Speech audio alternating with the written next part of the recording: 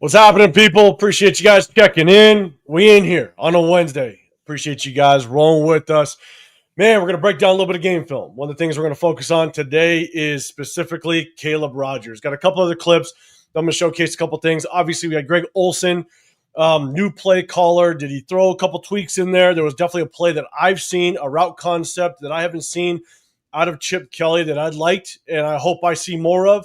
I can't remember if this was a Greg Olson thing when he was with us in the past, but definitely want to showcase that. But we're going to definitely take a look at Caleb Rogers. I see Jeff's in the chat. He's the first one in here, but I know he's looking forward to kind of breaking that thing down. But we're going to look at Caleb Rogers. We're going to talk about offensive line a little bit, take a look at some clips, offense and defense, that long touchdown that they got to rip off. Whose fault was it? We'll break it down a little bit and have a little bit of fun. At the very end, we're going to talk a little bit of head coaching stuff. Obviously, that's the hot topic as to whether or not we keep Pete Carroll. Do we move on from him?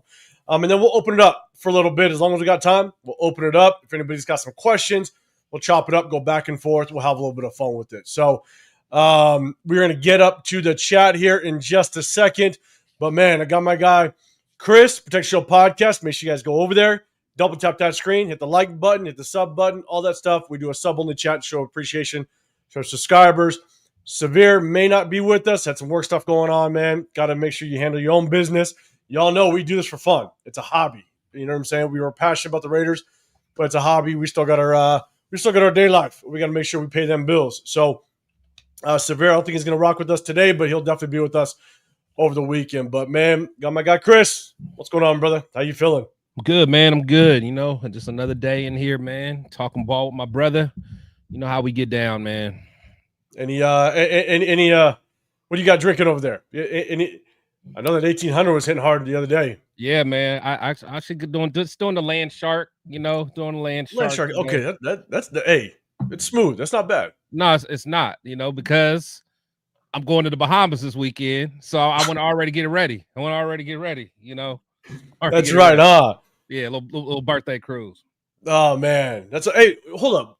I saw it late last night. I was gonna message out. Was your birthday yesterday? No, it was Monday.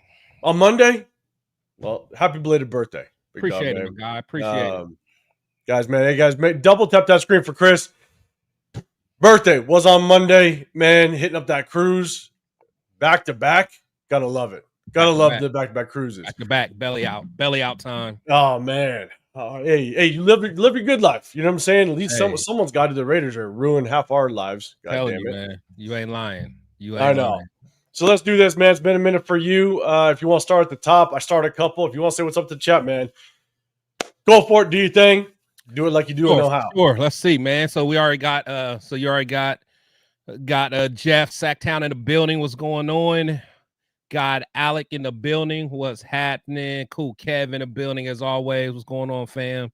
Got Rosetown in the building. What's going on? Got my girl, the one and only Sun Goddess in the building. What's going on? Yes, thank you for the birthday. My boy LS in the building. What's up? Got my boy Isaiah in the building. What's going on with you? Got MG's Raiders. What's happening? Salute to you. Got the real one, the real 805 in the building. Salute to you, my guy. Salute to you. Do this. I'm not supposed to just do this work. Where's our goddamn? Yeah, show him. Okay. Oh, damn. I put Real Talk Raider Nation. Oh, damn. Okay. Never mind. It was usually 805. Damn. Okay, the real 805 in the building. Damn. Salute to my boy Dre. He said, bring out the Zimas. No Zimas today. Y'all just got Land Shark. It's a Land Shark Wednesday in the building. Land Shark Wednesday. Man. Alex said, Chris, vacation again. Absolutely. I got to. I usually spend all this money traveling for Raider games. I told myself I'm not doing it. They said, damn, how many vacations do you get, man? Hey, I get as many as I want. Oh. But now, I mean, honestly, it's, you know, get all these comp trips and you know how it is. It's all those parlays. It's all them parlays. Parlays, man. It's some FanDuel trips, man. Let's see. My boy Rebel in the building, man. What's going on? Appreciate you, my guy. Appreciate everybody, man. He said Chris about to have them dogs. Yeah, you already know. The dog's gonna be out. Yeah, Bahamas trip sponsored by FanDuel. Yeah, y'all know the vibes. Let's see. Got He's what's that? TK Muldrow. What's going on, man? Salute to you. Appreciate you coming through. Man, salute to everybody, man. All the love. Got Frank Weber in the building. Salute to you. The Raider Way. Salute to you. Make sure you guys hit the thumbs up, man. Double tap the screen. Got my boy Cheeto Linus in the building. He said, why people check in? Hey, that OnlyFans check be good. That OnlyFans check do be good, bro. They do be good. I'm telling you. Whenever Chris goes on vacation, he sends us like, I get a message from Chris and he throws it at me and Severe. I got to make sure my kids ain't over my shoulder just in case a photo don't pop over. Got to screen them. Got to screen them with Chris. I'm telling you, man. Hey, it is what it is, baby. I love it. It is. Salute to FanDuel. Salute to FanDuel, man. Cheers. I know. Yeah, man. Cheers to you, man. Salute to you. Happy birthday. Happy belated birthday, man. I hope the Bahamas treat you well, man. It's going to be fun. It's going to be fun. Boy, Raider Travis in the building. Can't forget you. Raider Way. Hey, salute to all y'all, man. Salute to all y'all. If you guys are first time checking us out, hit hashtag first time just so we can shout y'all out, man. 100%. So shoot, look, guys, like we were saying before, we're going to break down a little bit of game film, take a look at Caleb Rogers, and just kind of see, once we kind of go through this, we're going to we're going to break this thing down and really kind of determine what do we want to see moving forward. Should he continue to play? I got some of Antonio Maffi as well, but look, I'm going to show you every single snap. And we're going to take a look at some other offensive linemen because I'll tell you right now, it was crazy work trying to go through this goddamn game film once again. Education time. Let's get them together. 805. It's going to be fun. So let's do this. We got Caleb Rogers. I'm going to go through the defense first. Like I always do, we're going to go defense to offense. Definitely a couple of defensive clips. You got the Kai Blue Kelly, his interception. We're definitely going to take a look at that. I'm going to show more examples of why cover 3 is wrong. Again, when you guys run over here on this live into the Raider War Room, there's a lot of issues with cover 3. And sometimes some people just don't understand why it's an issue in today's game and how easily it can be picked apart in certain situations. I definitely want to show some more examples of that. So we'll have a little bit of fun. We're going to rock out. We have fun in here. But before we have fun, I got to salute to Dre's comment. He said, I'm so done with this team right now. Got me watching the Diddy documentary on Netflix. Salute to 50 Cent, man. I can't wait. I'm going to watch that later, actually. I do want to see that.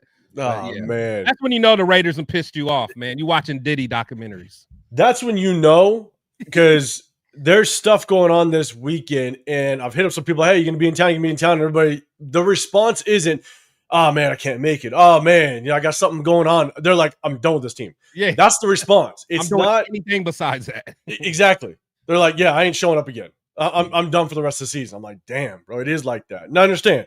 I completely understand. So, all right, we're going to get into this, guys. Remember, as we kind of go through this, if you guys got a question or a comment to the play, hit that hashtag Raiders. Let me know. That catches my eye. Chris will be looking out to see if there is a comment as well. We're going to get into this, have a good time. So we're going to rip through this. Remember, at the tail end, we're going to maybe talk a little bit of head coaching stuff and rock out. So, Travis, a first timer. Love it. God damn it. All right, here we go.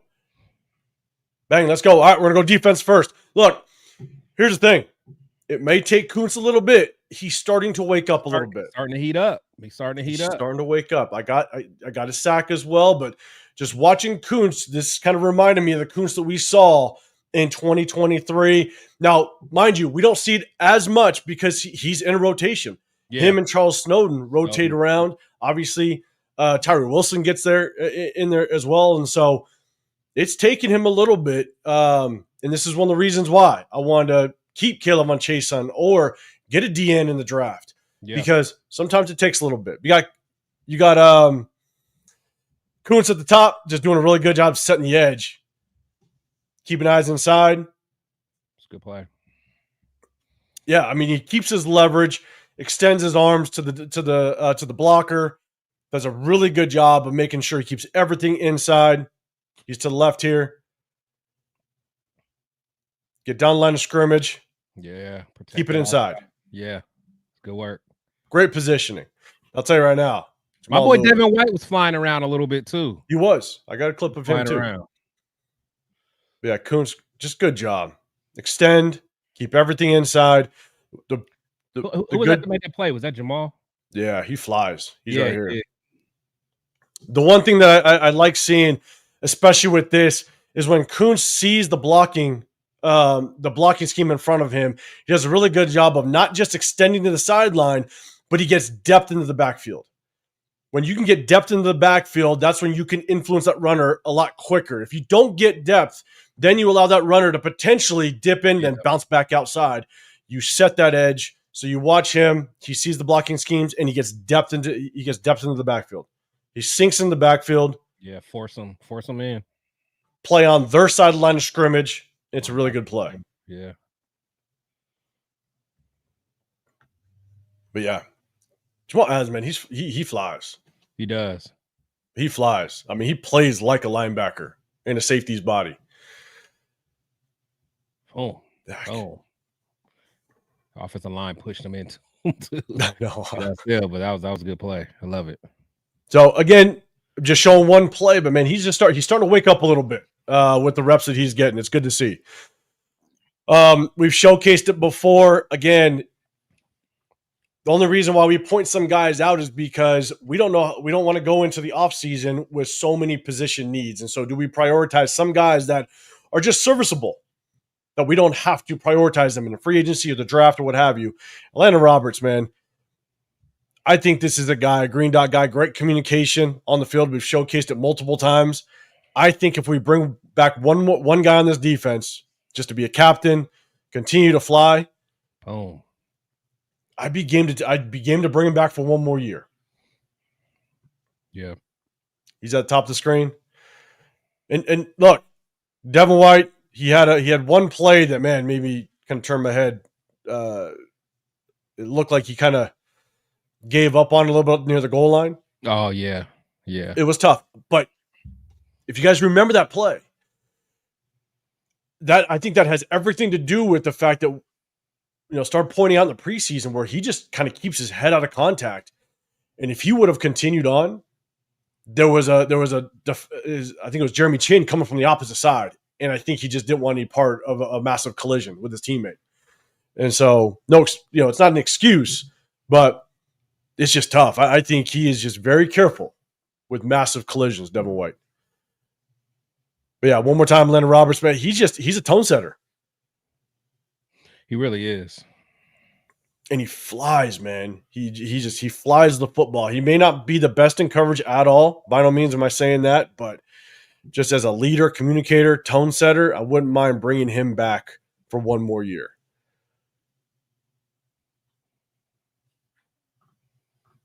So, all right, here's the issues with covers 3. Guys, they beat us up all the time. This is the hard part about cover 3 is you're susceptible in the flats if you run it correctly, and you're susceptible in the seams. That's where it is. Cover 3 only really works in certain down and distances.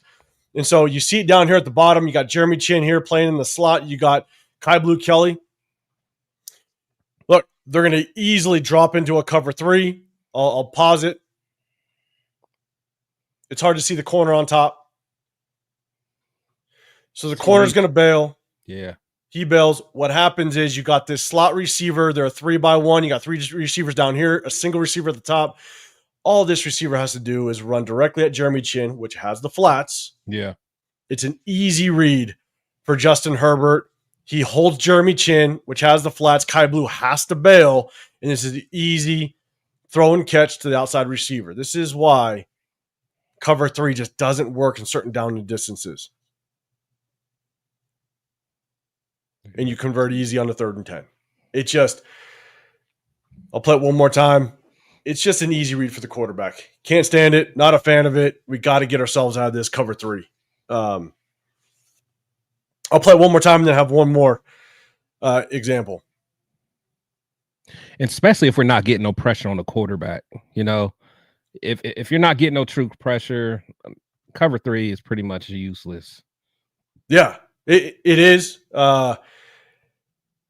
And then the hard part about cover 3 is because of the way that you're dropping three defensive backs, you're going to open up those seams even more when you blitz linebackers. If you try to bring pressure like that, it's wide open. It's wide open.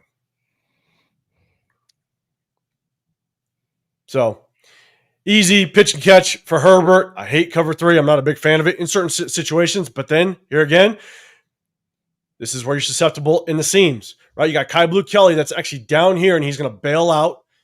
You got Eric Stokes. He's going to bail out. You got the single high safety.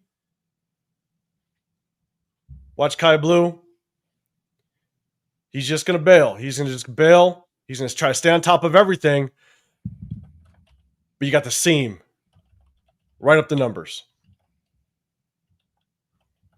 And so to play it one more time, apologize for everybody can see it. You basically got 2 tight ends down here. You got basically an unbalanced line to the left. I'll play it all the way through. Kai Blue has to focus on his nearest threat, his first threat to his side, which is going to be the first threat to release to him, which is that near tight end. So he's going to stay on top of this tight end knowing that the threat's here. He's got to continue to bail, but he's going to stay as wide as the widest receiver threat, which is this tight end. And so because his focus is there, he doesn't bail quick enough and does not realize that this inside tight end is going to hit the seam, and it's wide open. Yeah. And that's a 1st and 10 situation where they tried to disguise it. They tried to make it look like it was man. They tried to disguise it a little bit. Kai Blue couldn't bail quick enough. And again, cover 3, you're getting beat in the seams. So flat seams, susceptible in cover 3. And if you run it in the wrong situation, it's just not good. All right, Kai Blue Kelly. Here's his interception. He's down here at the bottom. You got something, Chris? No, I was about to say, yeah, this is his pick right here. Yeah. And so, guys, again, hit that hashtag Raiders if you guys got a comment to the play. If you guys look, I'm only saying what I feel. Chat, let me know if you agree, disagree. Definitely throw it at me.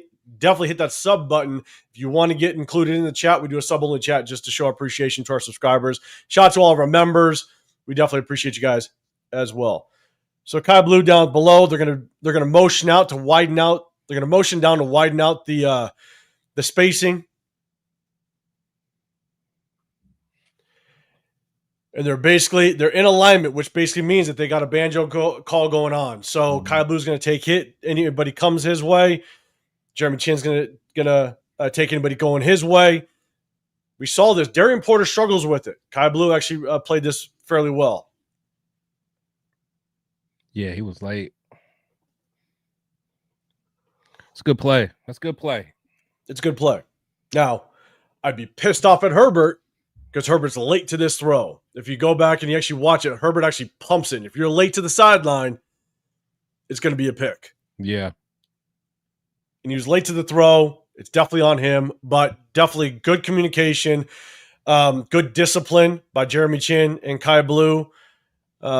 And they pull it off with the pick. We'll definitely take it.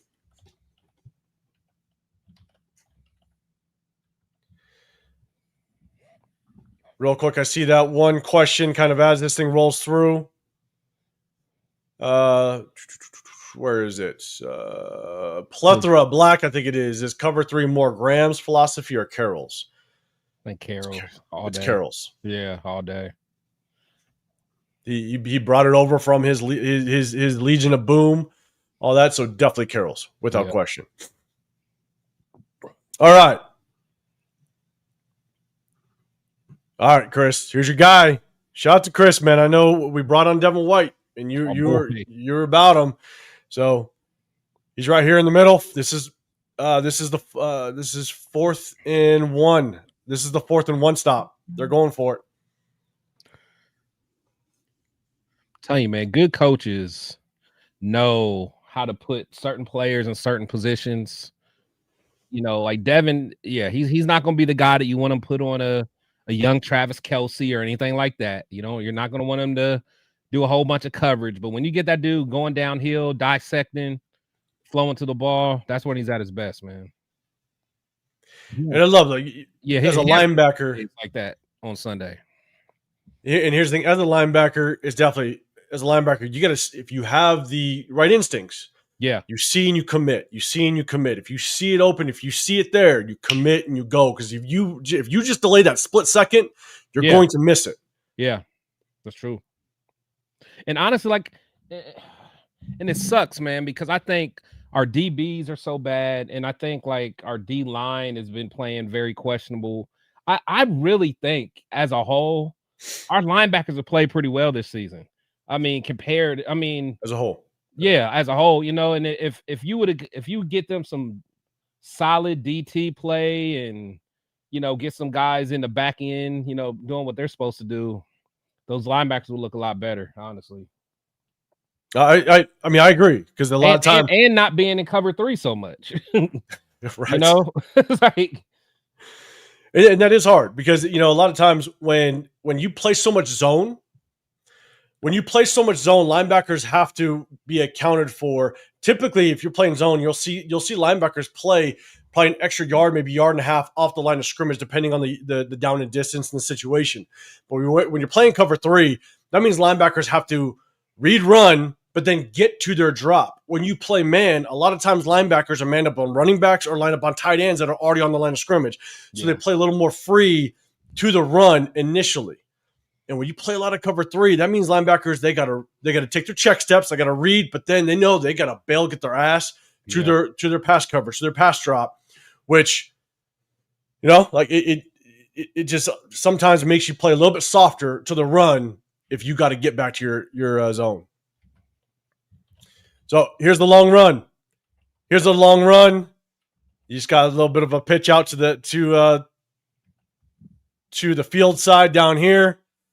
They seal off Tyree Wilson. Just a lot of missed tackles, bad pursuit, sloppy. You know, Tyree gets hooked. And look, Tyree actually had a decent game. I will say, I didn't want to come on here and spend, you know, 3 hours. He had a decent game.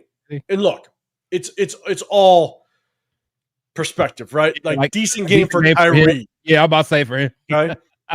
Decent game for Tyree. And look, I'll give him credit where credit's due. Had a couple good times of squeezing things down and making a play, getting outside, setting the edge, and so he did a little bit better.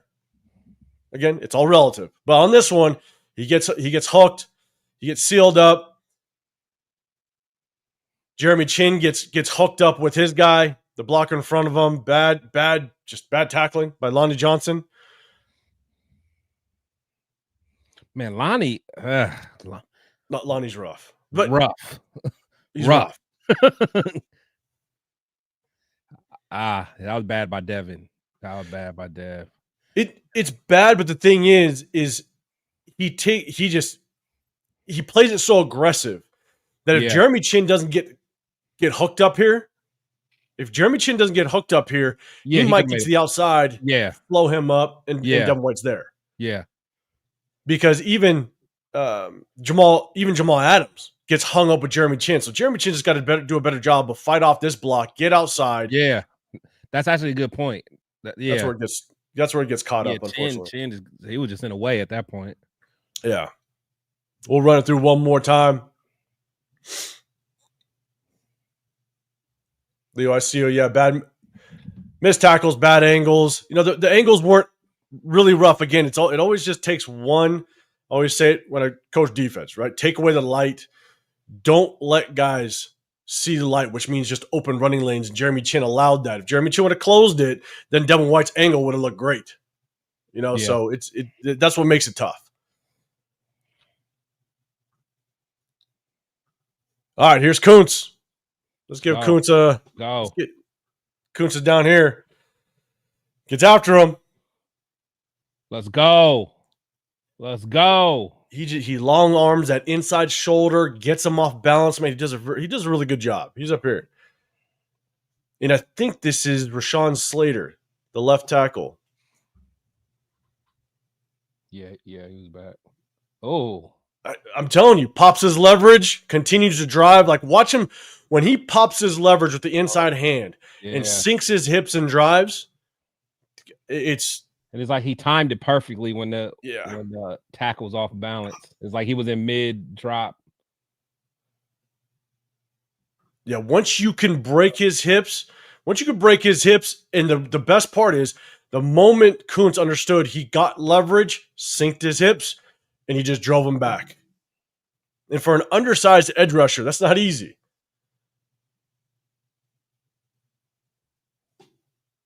So we'll see. We'll just kind of see how he continues to progress. I think this is his third sack, and he's just a rotational guy right now. So it's his third sack. If he, we got 5 games left. If he gets maybe 3 more sacks within these 5 games, ending with 6 sacks as a rotational piece, decent. Yeah, coming off an injury, that's not bad. Yeah. I'm not saying bring him back just yet, but it's not bad. I think early season, I projected him to have double digits. I thought he was gonna have a little bit more juice when he first came, but you could tell he's still recovering. Yeah, in Rosetown, we've been getting cooked by second, third, even 4th string running backs this season. Nasty work. Nasty. Yeah. What up, Chewy? What's going on, brother? Chewy in the building. What up? All right. Let's see. Hold up. Let's see. I see Isaiah kind of throwing inside. It's because it's Isaiah with the nice long arm technique. The nice long arm technique. I like it. Let's see. All right, here we go. Look, as a rotational piece, Jonah Laulu has been showing pretty consistently. We saw flashes last year. He's been showing a little consistently this year. That one thing to think about. We got Adam Butler. We got 2 guys that we picked in the draft. JJ Pegues as well as Tonka Hemingway. Jonah Laulu, I think, could be a guy that we bring back as a rotational piece behind them and be a competition piece. I got 2 clips of him. What's your thoughts on Booker, man? Actually, what did we sign Butler to? 3-year. 3-year? I think it was a 3-year, $11 million. He's what, over 30, right? Yeah. This is his last good contract. Yeah. See that, and honestly, and that's why I hate we're not playing the young guys, because I still don't know what we have in either one. I think Tonka showed us some motion early on in the season, but it's like we really it's hard to evaluate, man. Because honestly, I don't know about you, but I'm over Booker. I'm over Booker. No, I've been over Booker the moment we got in preseason. I was over Booker. Yeah, I'm over Booker. Like, let me see what we get with Tonka, man. But I mean, I know they like playing Tonka on the outside too. So like, but that's the thing is, we saw the tape preseason. Right. We're looking at Booker going, right, okay, good get off, but absolutely no moves whatsoever. Could not get off of a double team. Could not even get off a single one-on-one. Yeah, he pursues the ball. The moment he gets off the block, he'll pursue the ball. He's fast enough, but then at the same time, downfield, like, yeah, he'll chase a guy down, but he chases a guy because he gets hooked and he cannot read zone running schemes. And I'll show you. There's a clip, and I'm not even trying to show him. I'm showcasing somebody else, but you'll see Booker and just kind of what he does. Well, even that last play, I don't know if it was a play or two. Actually, I think it was on Kuntz's sack or one of them. I mean, you just see him; he's just dancing with the offensive lineman, and then finally, when he gets disengaged, then he wants to like run around. But it's like you're not doing nothing. You're doing a whole lot of nothing. Yeah. And Jeff, don't start with me. I do have some Adam Butler clips. I wasn't gonna put them up. Don't make me, Jeff. I got them. But all right, here we go. Laulu. Again, just as a rotational piece next year, he's on a 1-year contract. This spin move, he's been using it. He misses, but he gets there. We've seen that spin move quite a bit. Yeah. He's down here at the left. If you can get a backup or rotational piece to kind of get this type of production, I'll take it. Wait, was that Snowden they had in the middle? Yeah. Oh, was that third and long? Yeah, I believe so. That's the first time I saw him. Have you seen him lined up there before? I don't think so. No. I'm not mad at it.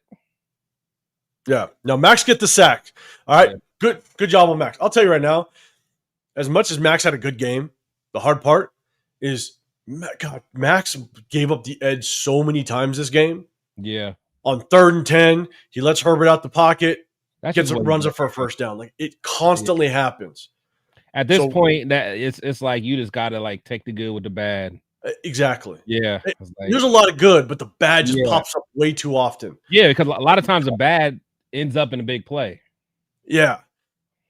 So, and we've showcased it enough. Like, obviously, Max is a great player. He is, but man, he'll give up. He'll give up that edge way too easily a lot of times, and it's tough. All right, let's go 2 more defensive plays. Here's Greedy Vance. All right, here's the thing.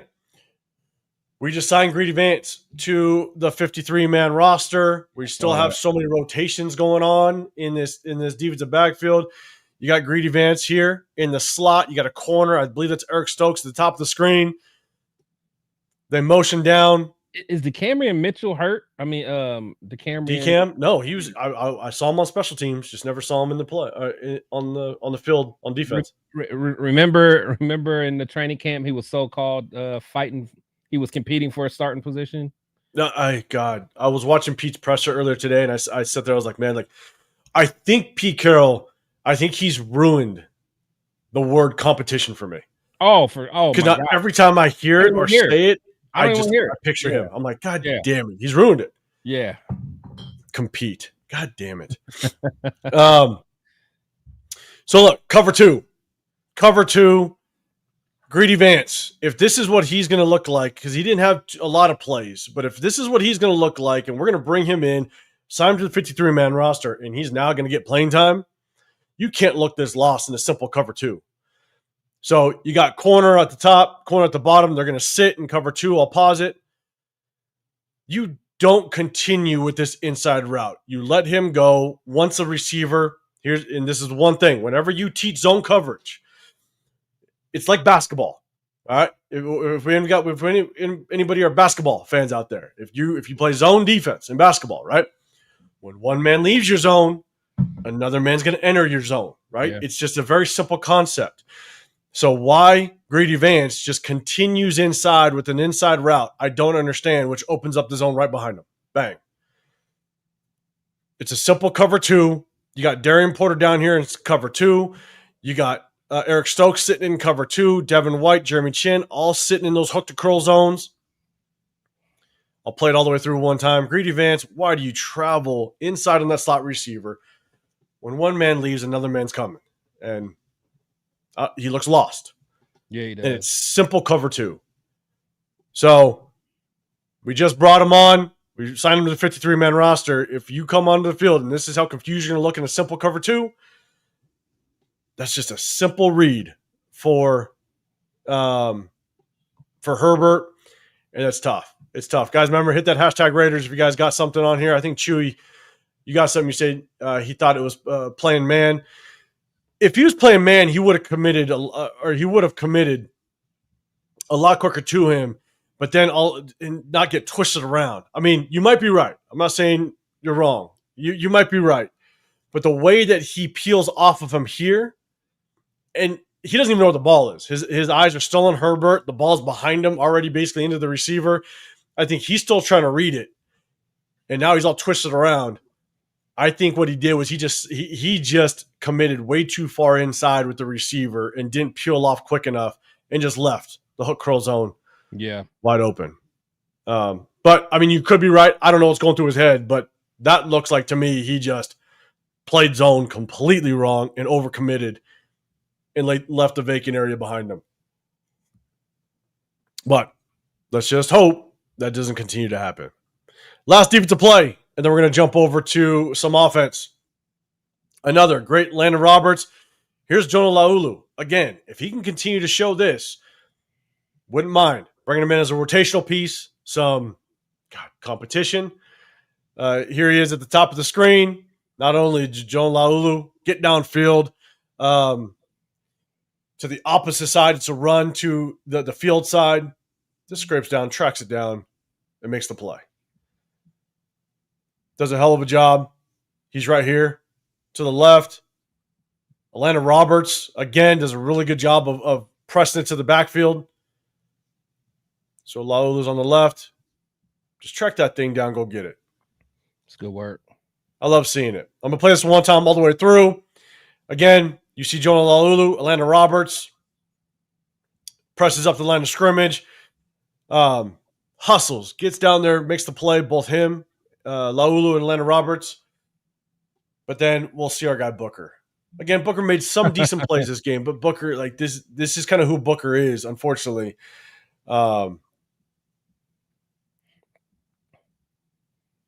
Laulu's getting there. And we'll watch Booker.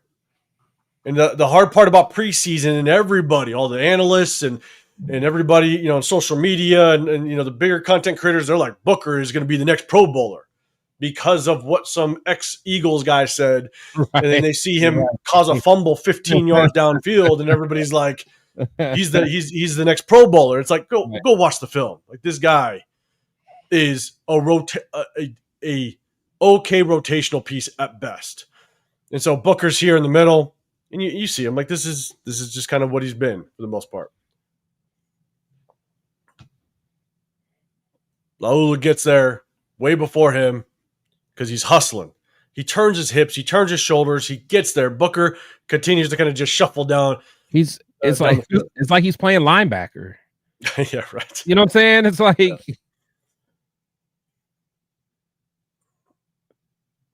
I mean, it's not the worst play in the world, but it's just like you see the difference between the guys. You do, and again, Booker, okay, we traded for him, whatever. But look, they're not a guy I would bring back next year. No. Not at all. No. But again, all right, here we go. What do we have in our rookies? We don't know. Play the rookies, man. Yeah, exactly. JJ Pegues, Tonka Hemingway, all those guys. Just, we got to. And Quirk, Brock Bowers is the coldest. I got some for him. Sorry, man. I think you clicked on one that I did. Is it Thomas?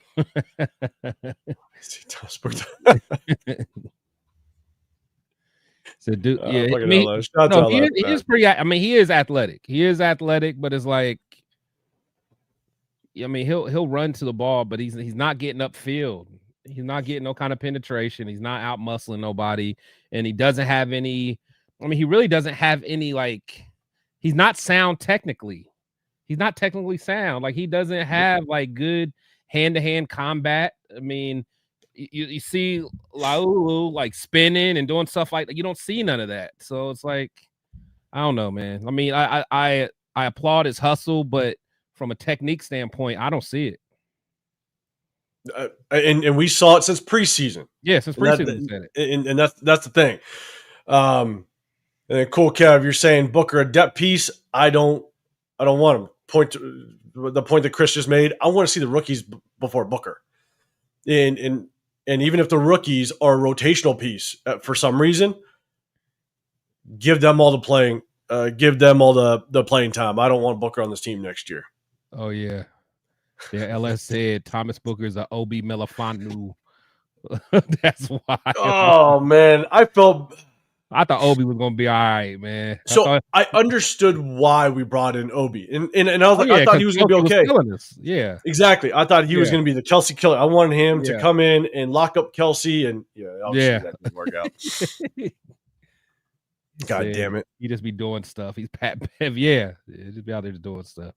These guys need to take martial arts class. Yeah, something, man. Right. Hey, get your hands together. All right, Caleb Rogers, guys. We're gonna run all the way through it.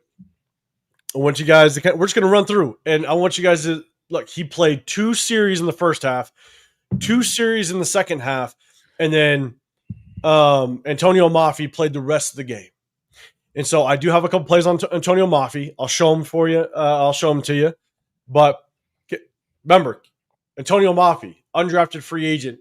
No, we got him afterwards. My bad. Antonio Mafi, we picked him up after the draft. Obviously, rotational piece, a guy that really isn't competing for a starting position at all. And we're not playing our 3rd round draft pick. Makes no sense, bro. It doesn't. So we're going to take a look. Chat, as we go through these, let me know. Bad play, good play. Let me know. You got Caleb Rogers here at the top. We're going to run it all the way through. It's a run play. Double tap the screen.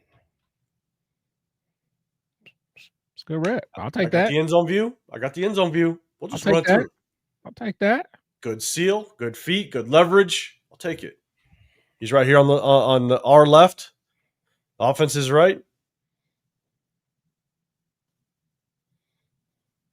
Good extension. I'll take that all day. I mean,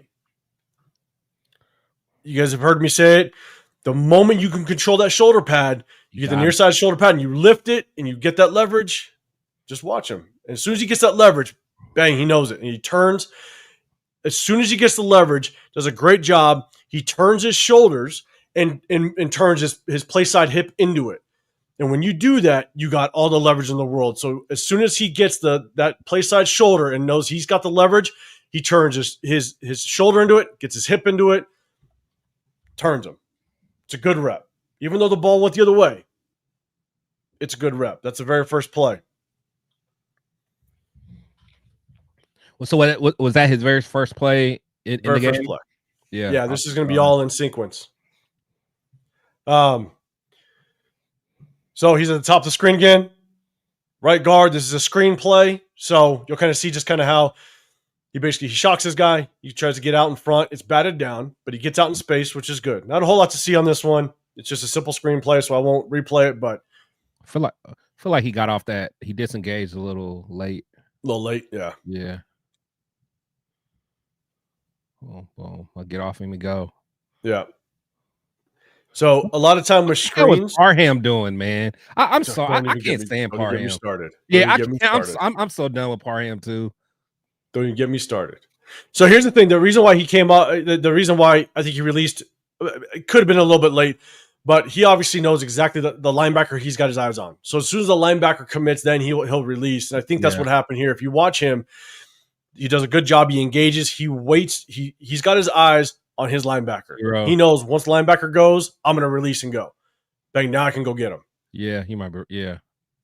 And so in screens, he knows he's got his guy at the second level. So I think that's why he delayed the release. That's a good point. But Dylan Parham. God damn it, Dylan Parham. No, I'm not going to show it. I got another one. Don't worry, guys. I'm not going to show it. We're going to move on. Here we go. Caleb Rogers, pass protection. Top of the screen to the right.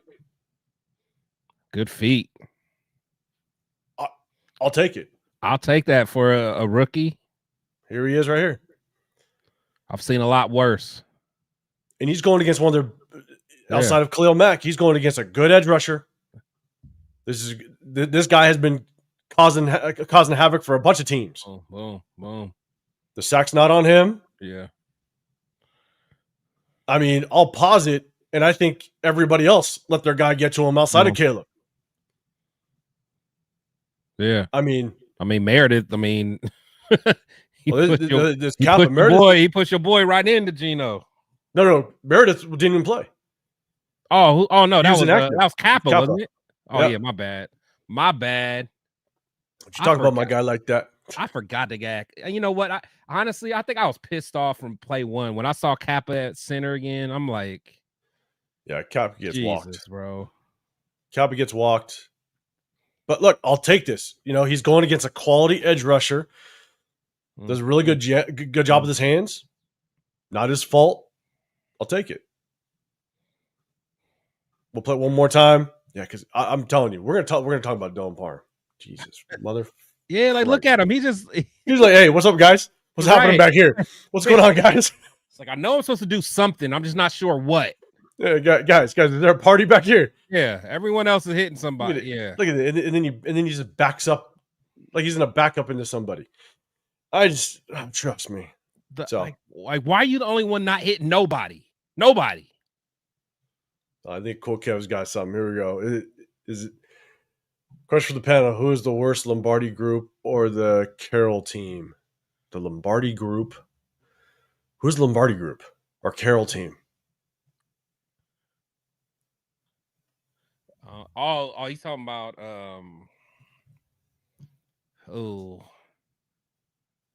Is he talking about what's his name? Yeah, he's talking about He's talking about that Michael Lombardi. Yeah, was that was that Gruden? I don't know. Yeah, that was Gruden. That was Gruden's offensive coordinator, wasn't it? Was it? Yeah, cause remember he had like a fake off. Oh, no. That was no, that was what's his name? That was McDaniels. Didn't he have? Yeah, he had Lombardi as a OC. Did he? No. He had Bo Hardigree. Nah. Oh no. My bad. Yeah, cause Hardigree was a quarterback coach. Yeah. And then because remember they got rid of Lombardi when they got rid of who was that kid?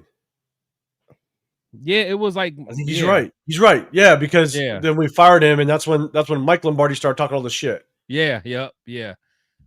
Oh man, this kill team's bad, man. Bad. Yeah. This kill team, like I think this could be one of the worst teams we've ever seen. Oh, by far. Like, right? Like remember when everyone was like all pissed off at McDaniels, like, man, we can't even score 20 points. We can't even score 20 points. Bro, I would love to score 20 points. I know, right? This season, man. Yeah, was it Mick Lombardi? It was Mick Lombardi. Yeah. I think it was Mick Lombardi. Yeah, okay. He said both Lombardi kids. Yeah, both were on the team. I forgot the other one. Honestly, I think because at least that first year, like Carr and Davante Adams went off. No, that's what I'm saying. At least there was. Dog, Adams was all pro. Jacobs was all pro. And I mean, Adams had one of his best careers ever with us. Yeah. And Jacobs had his best career. I mean, that's two all pros, man. Yeah, this is just bad. This year, this is something bad. Different. Yeah. Like this is like bread and breakfast different. Right. Bread and breakfast offense, man. All right, Caleb Rogers to the right. And what makes this even worse is at least we try to bring in a veteran quarterback. Bed and breakfast. I mean, we had Andrew Walter, which was a rookie. From Arizona. Right? Yeah. I feel like someone before him. We had was that the Aaron Brooks? Year two? May have been Aaron Brooks. I don't know. It's just I don't know. Let's get to this awful tape. That's what this is. Caleb Rogers. Pass block. All right, here we go. We've gone through some run, a little bit of pass block. Here's another pass block. He's a right tackle or right guard. Guys, we're just seeing. Is he good enough? Yeah. I'll take it. Yeah. I'll take it. Nothing wrong with that rep. Brock is such a dog, man. I hate that we're wasting them, man. I hate that we're wasting them. Brock is a dog. Caleb, to the left of the screen. Here's my thing. Good eyes, good technique. We've seen it so many times where guards get messed up with the twists, with the transitions in front of them. So he does a hell of a job. Late stunt. Yeah. He does a hell of a job. He anchors he anchors and helps DJ Glaze. So he's here. Bang. Yeah, just in case. With his eyes. Yeah, just in case. Yeah. Oh, who's that? Is that Kappa getting busy? That's Kappa down there. Okay. All right, Kappa. Kappa didn't see it, folks. We're gonna call it like we see it. Kappa didn't have a horrible game. It wasn't great, but Kappa was decent. I think as Isaiah is saying, is Kappa actually decent at center? So him playing at center, like he definitely had his bad plays. We just saw one where he got walked back. Oops. Oh, my bad. He didn't play like atrocious. It wasn't the worst thing in the world. I'll tell you right now.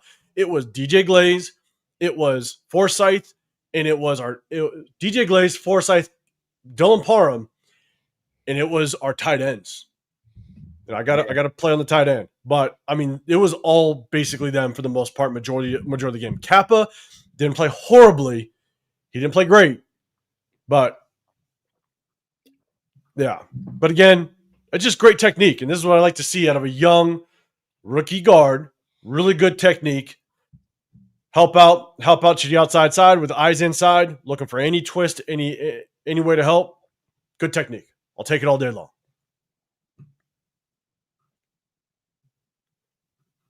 All right, here's another Caleb Rogers. Here's a run play. No, let me go back.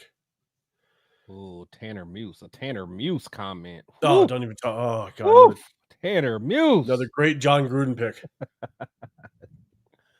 God damn it. Oh, man. All right, on the right side, Caleb Rogers, this is a run.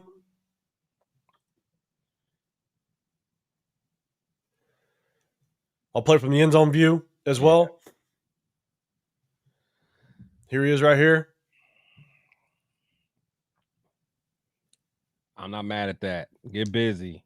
I'm not mad. You know, you want him to be able to kind of attach and find the second level. But look, good help. Now. Yeah, Glaze. Yeah. Actually, hold on. Run that back. Was it a bad read by Genty? You want me to get started with that? Let's get started with that. Okay. Opened it up. Oh, Jesus Christ. Here we go. And there's more. I didn't put it in the folder to show it. I got it outside the folder if I want to bring it up on the screen. Hey, but why not? Why not? If Genty is going to be a number 6, like. Yeah. And even though there's the holes there. And look, here's the thing. Caleb Rogers, it's hard. You might want to see him try to detach to Perriman here. But the thing is, momentum takes him that way. You want to see him to get a better piece of 23. He kind of misses him. But look, I'll take it. Rookie. There's going to be those ups and downs. Wait, but who's that? Wait, who's that right there, though? Is that Parham? Right here? No, to the left. No, the other one. Oh. Right. Or is that Kappa? No, to go up to here? Yeah. No, the other one right there. Yeah, who's that? This is Caleb Rogers. Oh, okay. I'm tripping. My bad. I'm sorry. So, like, I was thinking, okay, yeah, my bad. I was looking at Glaze. Got it. Okay. Like, there it is. Well, and I'm going to go back. Yeah, let me go to this view because it's like Genty plants and runs into the guy. I almost wouldn't have been mad if he kept going left, though. No, I want him to keep going left. Yeah. I wouldn't have been mad if he followed Kappa. Boom. So, but I almost would have rather him go between Kappa and Rogers. Like, boom. So when you run inside zone, right? This is basically inside zone to his left. Your first read is the first down inside man right here. If he goes out, you go in. That's just zone. Yeah. That's just the zone read for the running back. You're reading you're reading head up to center or first man to the strong side. So you're reading this nose guard. So Genty's read, he goes out. He's going to get the mesh point is right here. Yes. You go in. Yeah, that's why I'm like, go right there. Instead, yeah.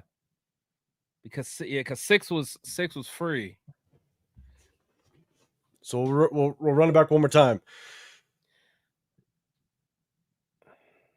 But that's your rules as a running back.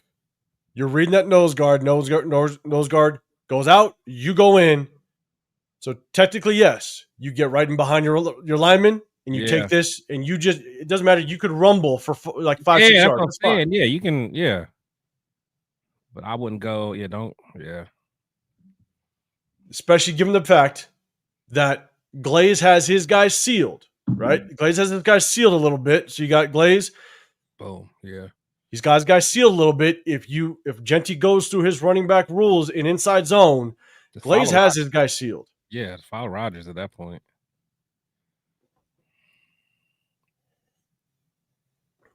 What are you drinking over there? Oh, I got water. That's all I got. Good. Why? Do you want me to bring something out? No, Let's go. Let's go, man. Let's go. Yeah? Shit. God damn it. All right. I got. Oh, it's a Wednesday. It's a Wednesday. It's a day somewhere, right? It's a day that ends in Y. Let's go. Yeah, that's what it is. So look. All right. Here we go.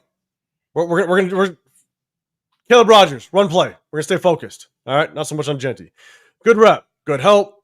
Gets the second level. He basically scored up on 23. So I'll take it. He squared up on 23. Genty's getting hit in the backfield. So 23 undercuts him. If Genty continues to run, he had a good angle on 23. So to me, still good rep of Caleb Rogers. I'll take it. It's a rookie. I'll take it. We'll play it one more time in the end zone view because we still got more Caleb Rogers. Good help. Still want to get a piece 23, but that's okay. It's not the worst rep in the world. So here's Caleb Rogers. Now this is pass. Okay, there's a pass play. On this one, I think he's just a little late to recognize it. Hold on. Now, and I don't know if this is communication. I don't know if this is communication or not. But you got Caleb Rogers here. You got a little bit of overload of the defense on the left side, and you want him to get to 98 and help as quickly as possible. I think he's just slightly late. He's a rookie, but I don't know if Kappa's not making the right call, whatever it may be. Yeah. But Derwin James coming off free off the edge, is crazy. Like you basically got Derwin James showing blitz off the edge. You got to compensate for that. But that's the thing is, I think Caleb Rogers, he's just got to learn. He's got to learn as soon as that linebacker, even though this linebacker does step to him, he's just got to be able to recognize it just a little bit quicker, help DJ Glaze. DJ Glaze can slide outside. It's a good blitz, man. That's a good blitz. And that just takes communication. It does. That takes working together. And so this is kind of just a little bit of a rookie mistake. It's a good blitz. He's got to recognize that this is basically a zone blitz and he's going to drop off. He's got to help a little bit quicker, but I'm not knocking him for it. Salute the Cheeto. Salute the Cheeto. Don't spill your Smirnoff ice. Don't do it. Don't do it. Don't worry. All right, Chris, salute to you. I'm getting on my 805 here, right here. Salute to the chat, man. I appreciate you guys. Double tap that screen. Hit that hashtag Raiders if you guys got a comment, whatever to the play. But we're just breaking down Caleb Rogers. Got a couple more offensive plays, but we're looking at Caleb Rogers. How did he do? All right, here we go. Just a few more because, again, Caleb Rogers, only a few series. That's it. All right, here's pass protection. Oh, no, hold up. Yeah, sorry. Let me go back. Here's Caleb Rogers down here on the right-hand side, down here at the bottom. Good help. Good help. Good eyes. I'll take it. Yeah, I'm not mad at that. Again, no reason I'm seeing to bench him. No reason I'm seeing that he needs to sit out. He's here. Good help. Good eyes. I don't think there's any problem with that rep. Third round pick. We want to see him play. Here he is on the right-hand side. Caleb Rogers. This is a run play.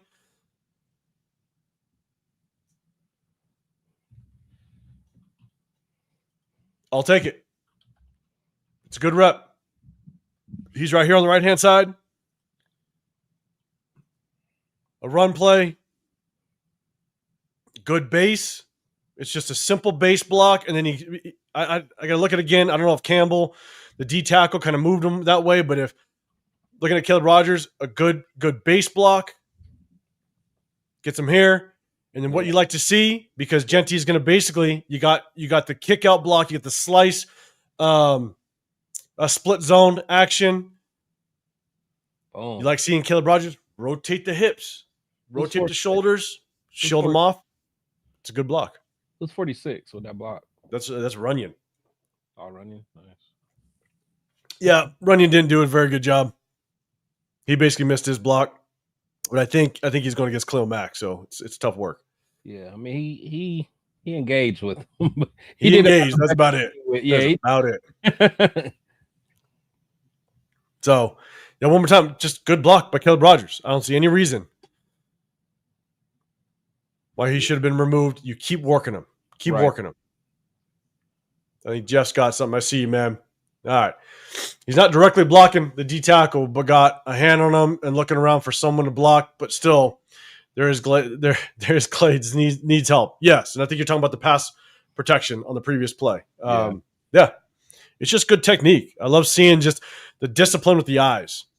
All right, a few more because again, Caleb Rogers didn't get a lot of reps.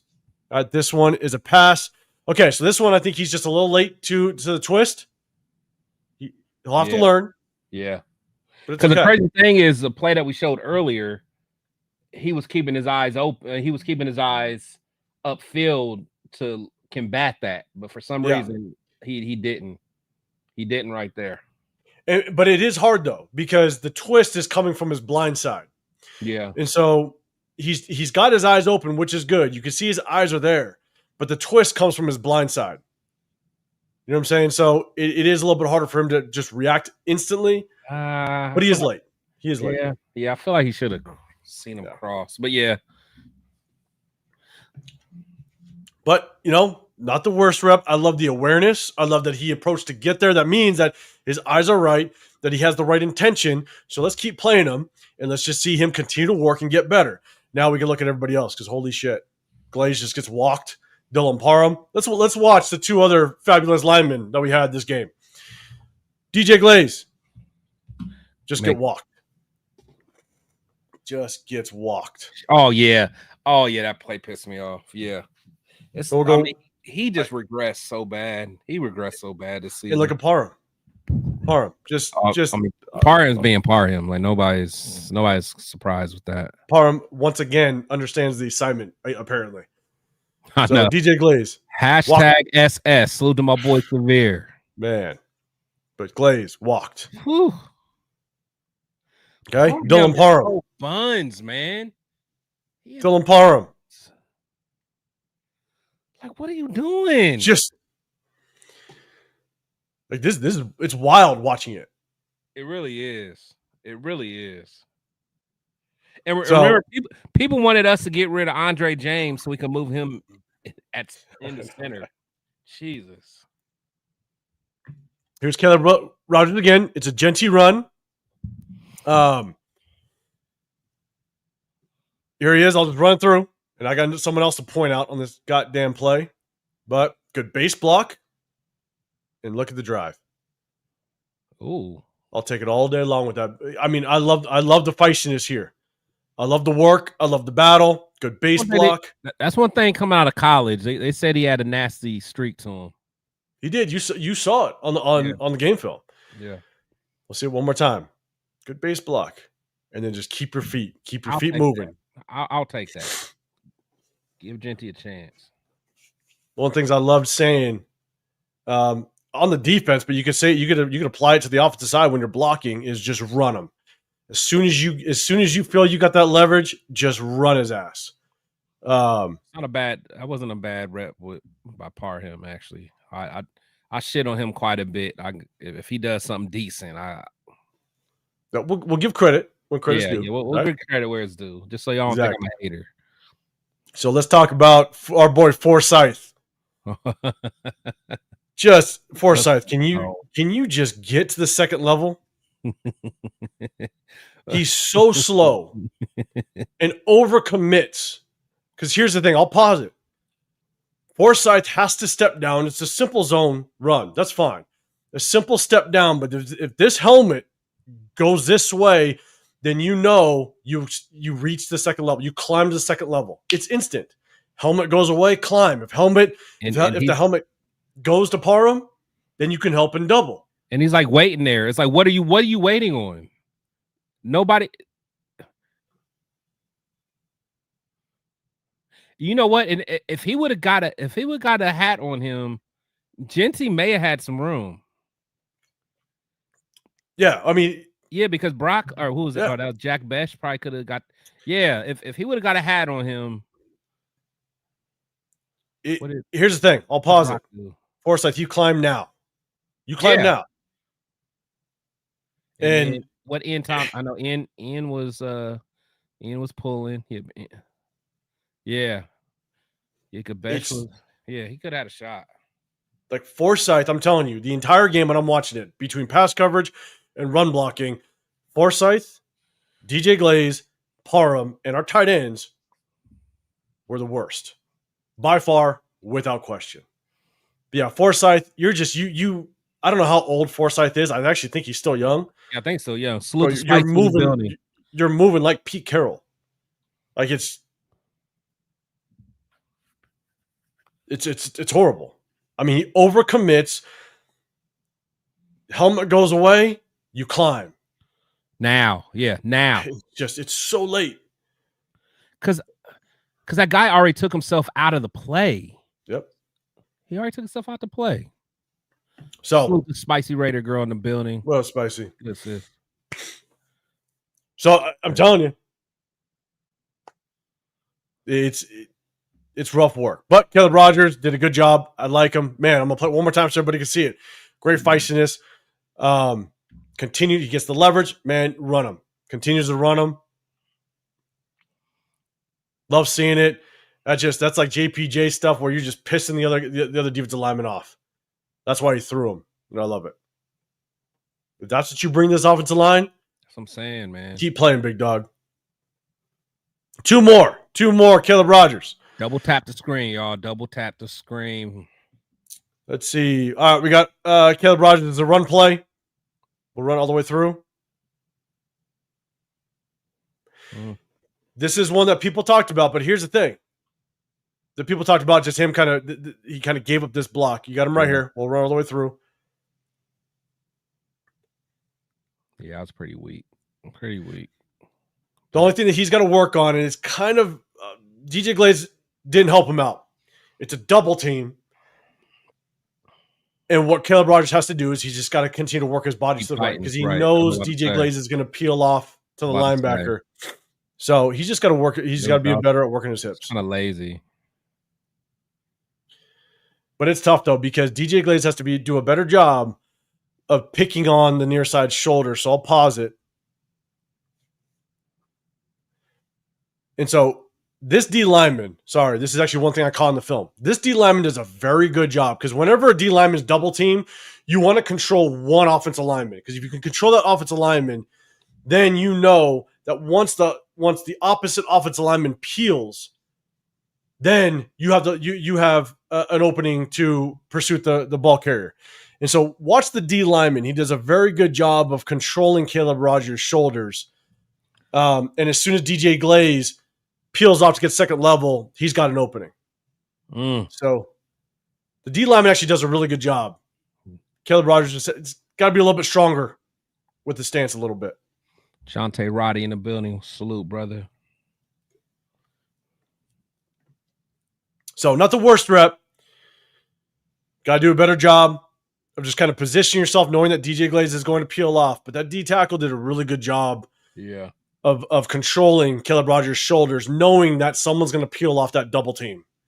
So, again, you live and learn as a rookie. All right, this is the last one. Last one for Caleb Rogers. Let's see. Now, Les, I see you throwing a super chat out there. I appreciate you. You're saying, can't trust anything the staff says. Rogers apparently wasn't ready, but looks better at times than all of our other guards. Makes you wonder about Grant. Now, we got to pump our brakes on Grant. Well, I'm not. We haven't seen him, but yeah. Grant's not ready. But, I mean, from what I'm seeing with Rogers, I mean, he's making rookie mistakes, which is going to happen. Colton was terrible his rookie year. Terrible. I mean, actually, Rogers doing better than I thought he was going to do. I'm not going to lie. But let him get out there. Let him get his bumps and bruises. Learn on the fly. I mean, that's, get him ready for next year. Absolutely, man. Ellis, I appreciate you throwing out the super chat. I appreciate you being a member as well, man. Appreciate you guys. Double tap that screen. Hit that sub button if you guys want to get included in the chat. We definitely appreciate everybody. All right, this is a pass play. Caleb Rogers down here to the right-hand side.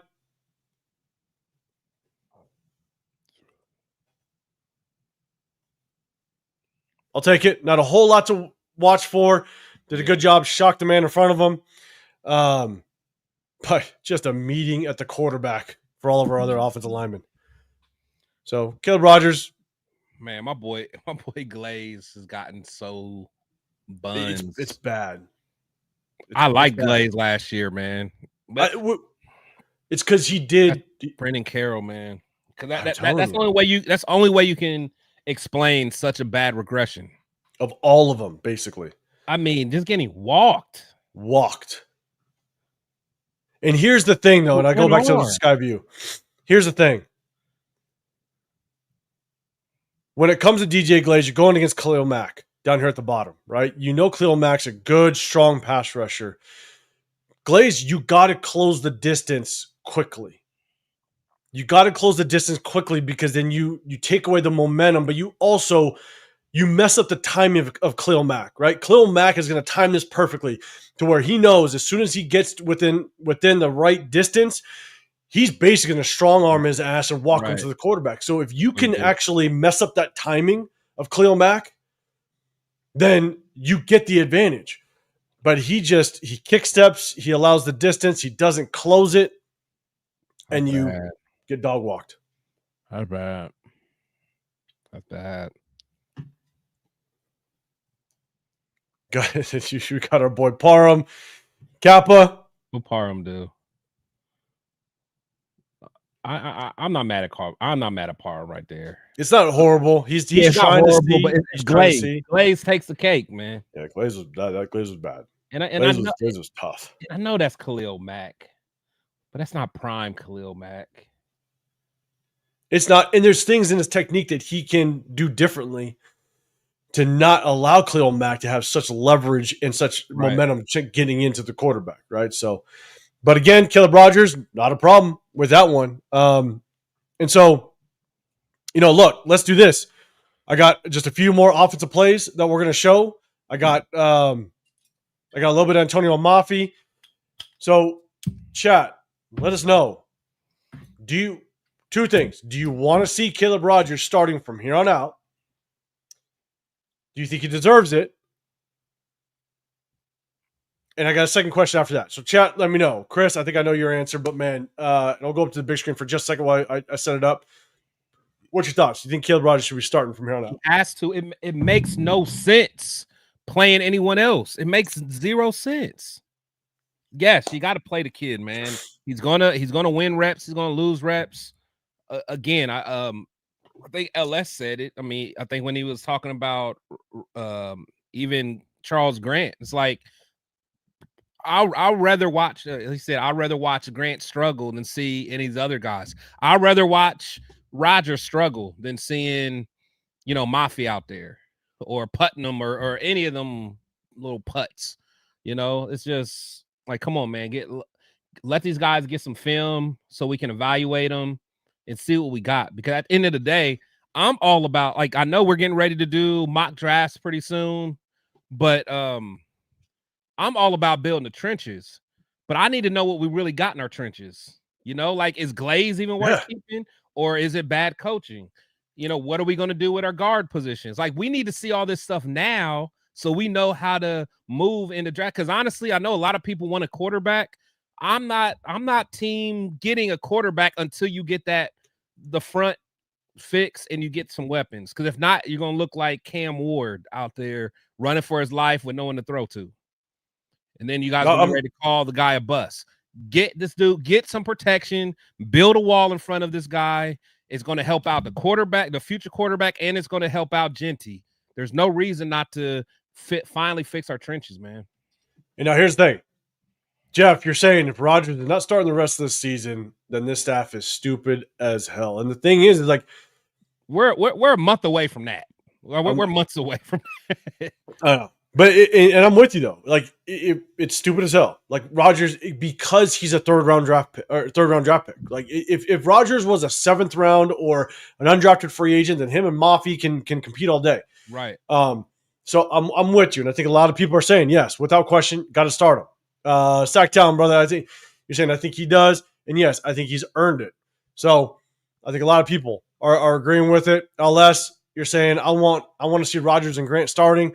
Fuck it. Start Tossie too.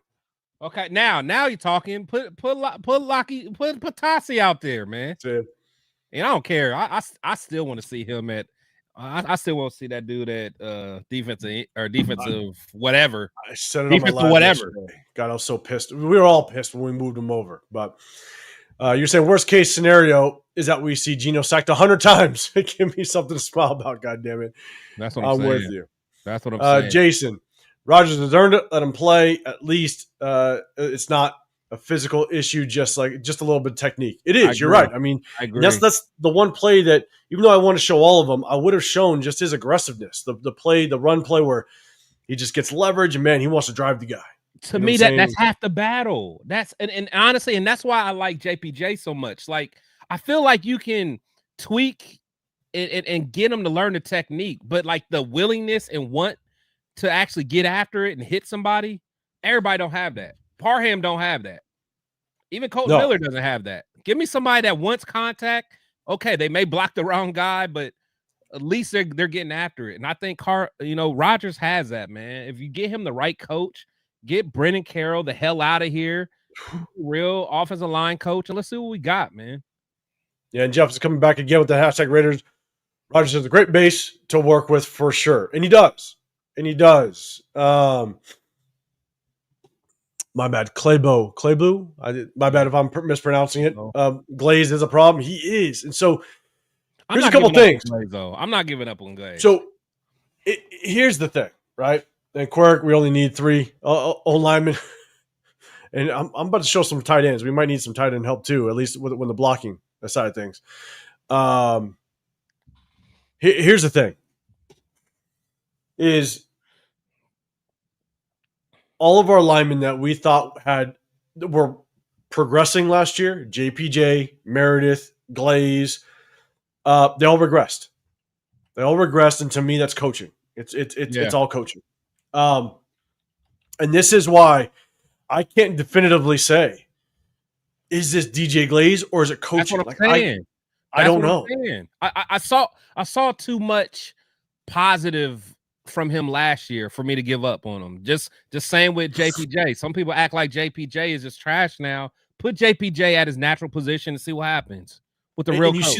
You see the crap that they've been doing, shuffling all this offensive line. That's what I'm saying.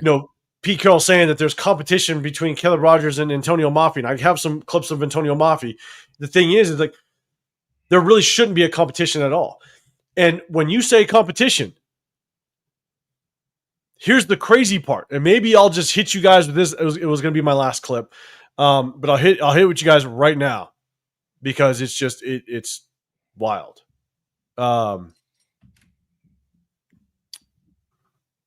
Here it is. Hold up. Let me share it. All right, guys. Oh, let me go with this one.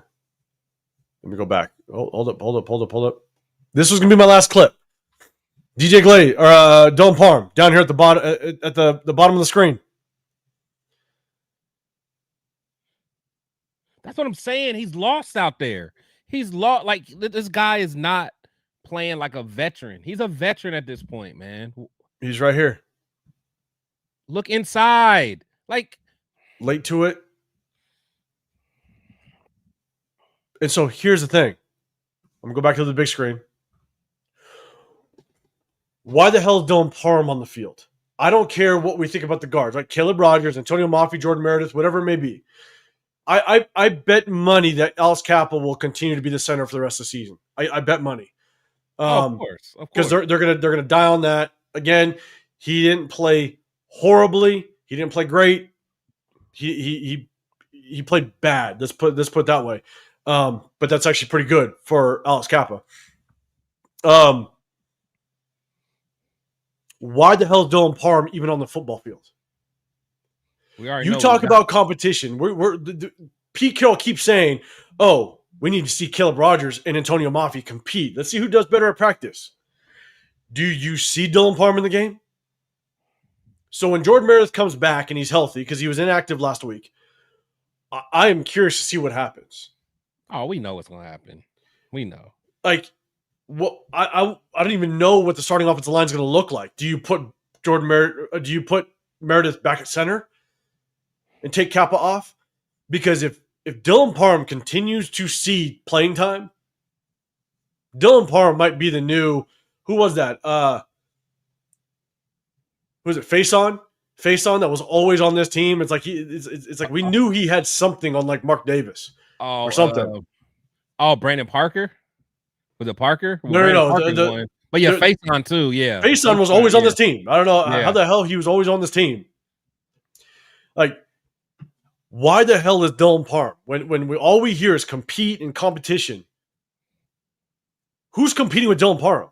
Because he looks like absolute dog shit. No, nobody. Yeah, that's the problem that I have, and so when you look at it that way, the question is, I think this offensive line, the way that they've handled, the way that they've managed this offensive line is just horrible. And it's going to be so hard to assess what these guys actually look like. And if, let's say, we get a good offensive line coach in here next year, can Meredith go back to playing well? Can DJ Glaze go back to playing well?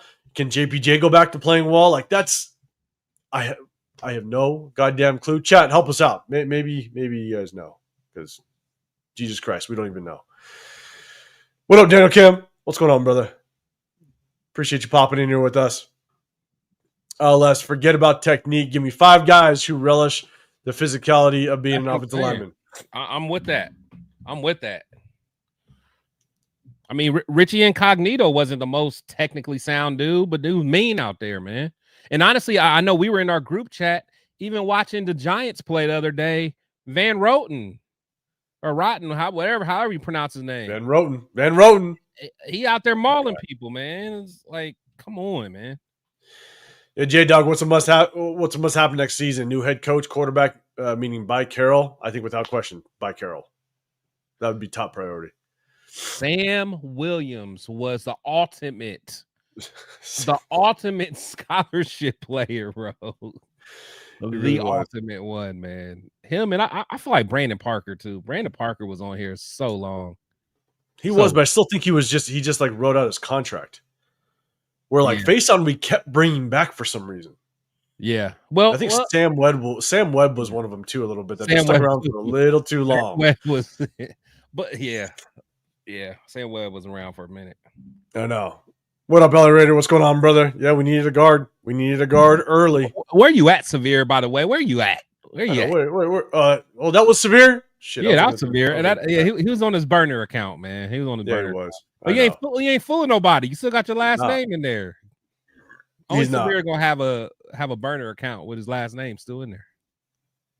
I'm with you, man. Taiwan Jones, DJ Turner. Yeah, those are all scholarship guys. Taiwan Jones. Yeah, they flip-flop right Taiwan Jones too.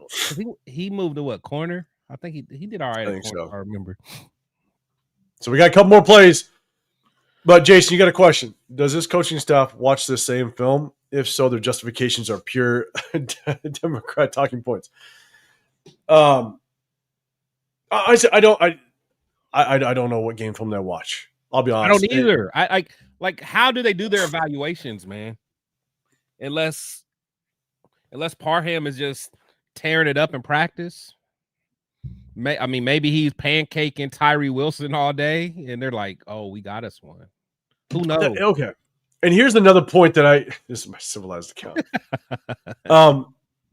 Here's the point I want to make, because a lot of people kind of bash some people, like the beat writers. They've been bashing them, rightfully so, but they've been bashing them about like, oh, these beat writers said these guys looked so good in preseason or looked so good in practice, in training camp. They were talking about all these players looking really good.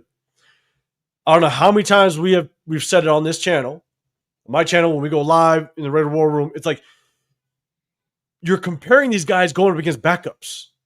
Oh yeah, everybody looks good. That's what when you're going against backups, yeah. And so it's like I have to wait for the game film to actually come out and us play a game to give the true assessment of it. It's like, because I got a play that I'm gonna show. Everybody was ranting and raving about Deontay Thornton, and it was because the beat writers, the reporters, are like, "Oh my God, he's the next Megatron, and he looks so good. He's so tall and fast, and blah blah." I'm like, okay. They literally were comparing him to Megatron, man. Literally comparing him. And then what's his name? Porter. They're like, hey, this is our next Richard Sherman. And I'm like, okay, cool.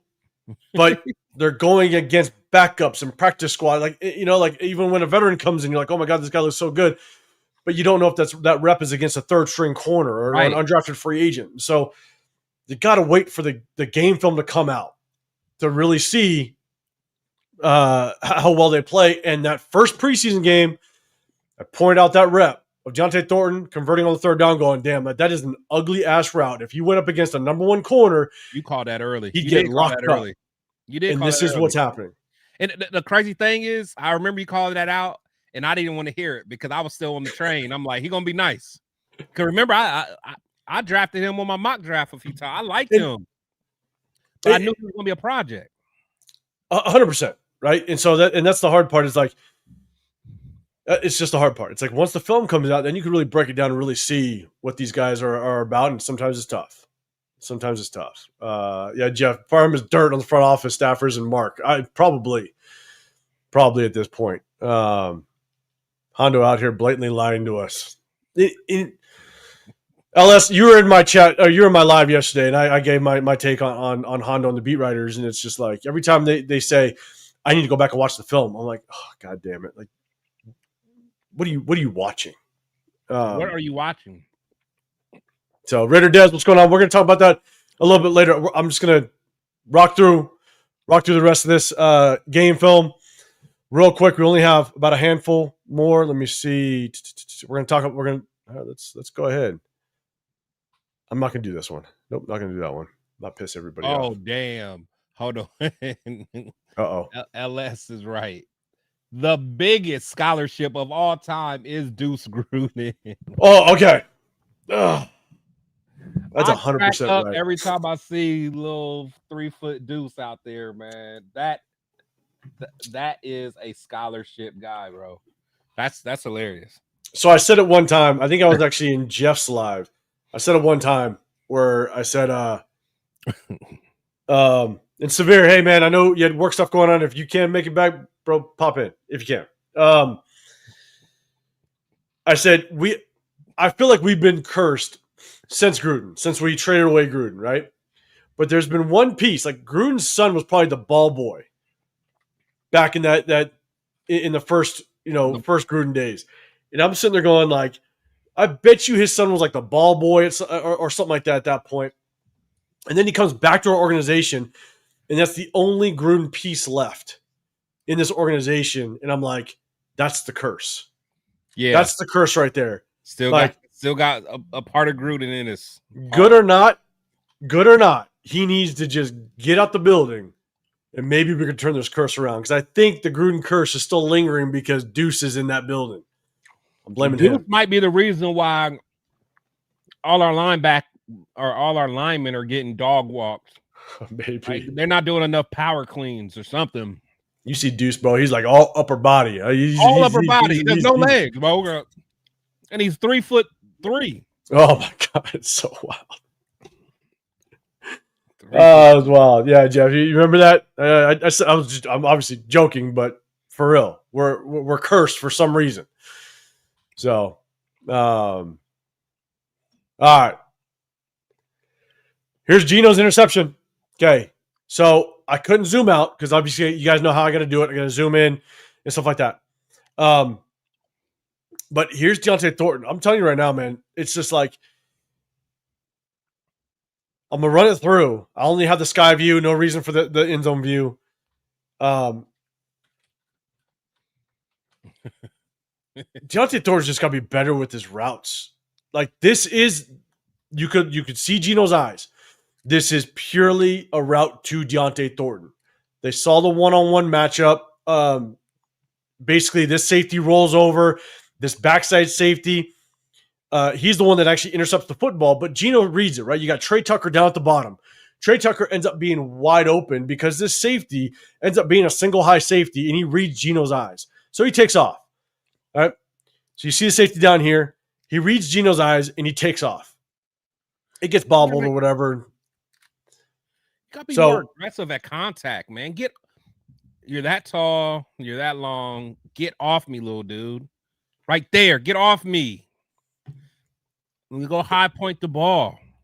And watch Geno. Geno actually, he pumps it for some reason. I don't know why. But he does a little semi-pump. And the thing is that pumped it because look at his route. Look at it's the route's horrible. Yeah, because it's supposed to be wait, was that supposed to be like a slant and go? Yeah, you can call it a sluggo. You can call it a stutter and go. Like he didn't even sell it. Like he didn't even sell it. You know what I'm saying? Like he didn't even look back. Like it's not even like he's like trying to juke the guy as opposed to actually sell a double move route. But you could tell Geno's just reading it. It ends up being man coverage with a single high safety. Trey Tucker does come wide open, but Geno's like, I got the field side. I'm just going to try to throw this thing. But he gets hung up when he sees Deontay Thornton get hung up with that corner. I think Geno's like, okay, I'm already. But to me, that's a dumb play call to do in the end zone anyway. Yeah. With our line being what they are, you don't have time to mess around with any pump fakes. And I don't know, man. It's just, but at the end of the day, man, to me, it's just a bad route by Deontay Thornton. Oh, absolutely. And we've pointed it out too many times that he's just not a good route runner at all. And that's the hard part. So, all right, I'm going to give Genty his credit. A couple good runs. Double tap the screen, y'all. Double tap the screen. Here's Genty's basically best run of the game. Bounces outside, breaks a couple tackles. That was a good play. Okay, Genty, talk your talk. You take a look at the offensive line. Does decent job, Mafi. Decent job double teaming. Okay, look at Kappa. We'll run it back. We'll run it back end zone view so you can see. You got Kappa, Mafi. Yeah. Yeah, Kappa got out there. Yeah, he did. Parham got a little busy. And so, look, Genty, a good run. But the one thing I do want to showcase a little bit, there's enough, but we saw it, man. Chris, I sent it in in our chat when I got the better view of Genty getting that safety. I don't like shotgun out of the end zone, okay? I'll preface that first. Right. But damn it, Genty, you just need to get your ass out of the end zone.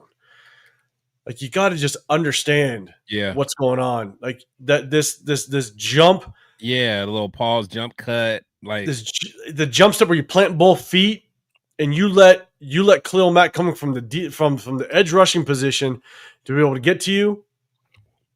It's like your whole purpose at this point right now is to get room for the potential punter. Exactly. Like, get room so you have at least room for the punter. But he's just so slow to the line of scrimmage with no force whatsoever. And we saw that in the safety as well. And so I just want to see more urgency to just get yards in this type of situation. Now, mind you, it's tough. He tries to go right, but you got to seam to the left. Yeah. The backer slides. Stone's on his job. That's actually a good block for Stone. But like you said, the point of that play right there is not to hit a home run anyway. Correct. Get space. Get out the end zone. Yeah. And there's no reason why Khalil Mack line up this far out that actually gets chipped can actually get to you. Just put your shoulders down and go. I just think the hard part about him is I don't know if it's because he's literally gotten hit so much and so often this season that he's curling up at contact. Who, Genty. He's curling up at contact when you're in between the tackles. Because he's been getting hit. Like, he got hit on the sideline earlier. Got knocked off. I mean, he literally got planted. So he realized this is not the Mountain West anymore, fellas. I know. It's tough. But for me, get your ass out the end zone. Now, get your ass out of the end zone with intent to continue to make yards. Give some room for your punter if it turns into that type of situation. But man, when you jump and when you plant with both feet in the backfield, you lose all momentum. Your momentum's gone. And you're already not an explosive runner anyway. Yeah. So even the momentum you had, it's not like your momentum was, fast anyway. The fact that you're already kind of slow and you lose all momentum by your jump cut, it's going to take a while for you to get back up to your top speed. Absolutely. So remember, I told you, it's not just some of the issues I see on the offensive line. Obviously, Glaze did not do well. Parham, Forsyth.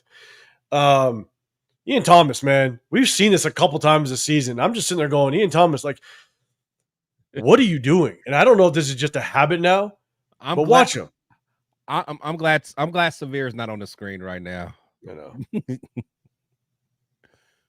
I don't care. That's still my tight end too. Who? Ian Thomas. Look, I actually thought Ian Thomas would be a decent player in the red zone. I thought like goal line situations. I thought that's that's where he would play. But I'm telling you right now, like, because everybody touted him as a blocking tight end. Oh yeah, bro, like, he dances. So I'll pause it. Like, what are you doing? Like, go hit somebody. Go get him. Go get him. And he dances. And he's done it multiple times. And I'm sitting there going, when the offensive line does well, our tight ends suck. When our tight ends do well, our offensive line sucks. Yeah. And it's just like we can't bring it all together. Ian Thomas is on the right-hand side. He's going to split zone over. And it's like, what are you doing? You're settling now in Genty's way. So what was Brock doing? So was Brock just supposed to go to the next level? Is there a corner out there? Where's Brock? So Brock was the one that he faked like he was gonna block. Oh, okay, he was going out to the corner. Yeah, they do it. They do that a lot. I don't know the exact purpose. Sometimes just to hold kind of the corner and safety. But I mean, Ian Thomas, like you're dancing 5 yards away from your point of attack. Just go hit somebody, man. Like that distance, you got to close the distance and make this guy make a decision. If he wants to go over you, then attack the shoulder and then climb. If he wants to go under you, then then take him and wash it, and then just extend him and run him downfield. Yeah, but he waits and allows the defender to close. I'll run through one more time. And we've seen it multiple times with Ian Thomas. So it's like, look, time to move on. Nah, for sure. Like, yeah. Time to move on from Ian Thomas. Where's Albert O when you need him? Bring back Albert O. Good old Albert O. So Albert O had a decent little game for us at one time. Yeah. That one game. The one game. Yeah. No, but Albert O can't block. He blocked worse than Ian Thomas, honestly. I did it real quick. A few more. Here's Brock. Here's Brock. I don't have the other touchdown. It was hard to see from the sky view, but here's Brock's touchdown down the middle. This is insane. Oh no, it's the one down the middle, not the one in the end zone. Oh, okay. But just really good play design. I'll go back. Really good play design. Trey Tucker goes in motion to kind of move the corner and widen the safety just a little bit. You got the action with Lockett underneath to hold the linebackers honest. It's a good play design. That is. Actually good blocking by the O-line. Good read. Because he honestly, he could have went to Tucker if he wanted to as well underneath, if he wanted to. But no, that was a good call. I love it. Lockett just holds the linebackers. Yeah. And Gino knows. Then that puts me Brock one-on-one with the safety. And the safety just over-leveraged to Tucker and widened out too much. You hit him in the back of the end zone. It's a good play. And see, and that's what I'm saying. That's like, again, Gino's played terrible this season. But and again, this is coming from someone that was not a big Gino fan. But if you give Gino a little bit of protection and the receivers get some separation and you actually have a good play call, Gino can run an offense. He can run an NFL offense. Granted, it's not been a good year, but he can run an offense if you put the right pieces around him and the right play calls. So, I mean, that's why I don't like all this talk about just bringing any quarterback in, because if we don't fix the foundation, we're not going to see nothing different, regardless what quarterback we have.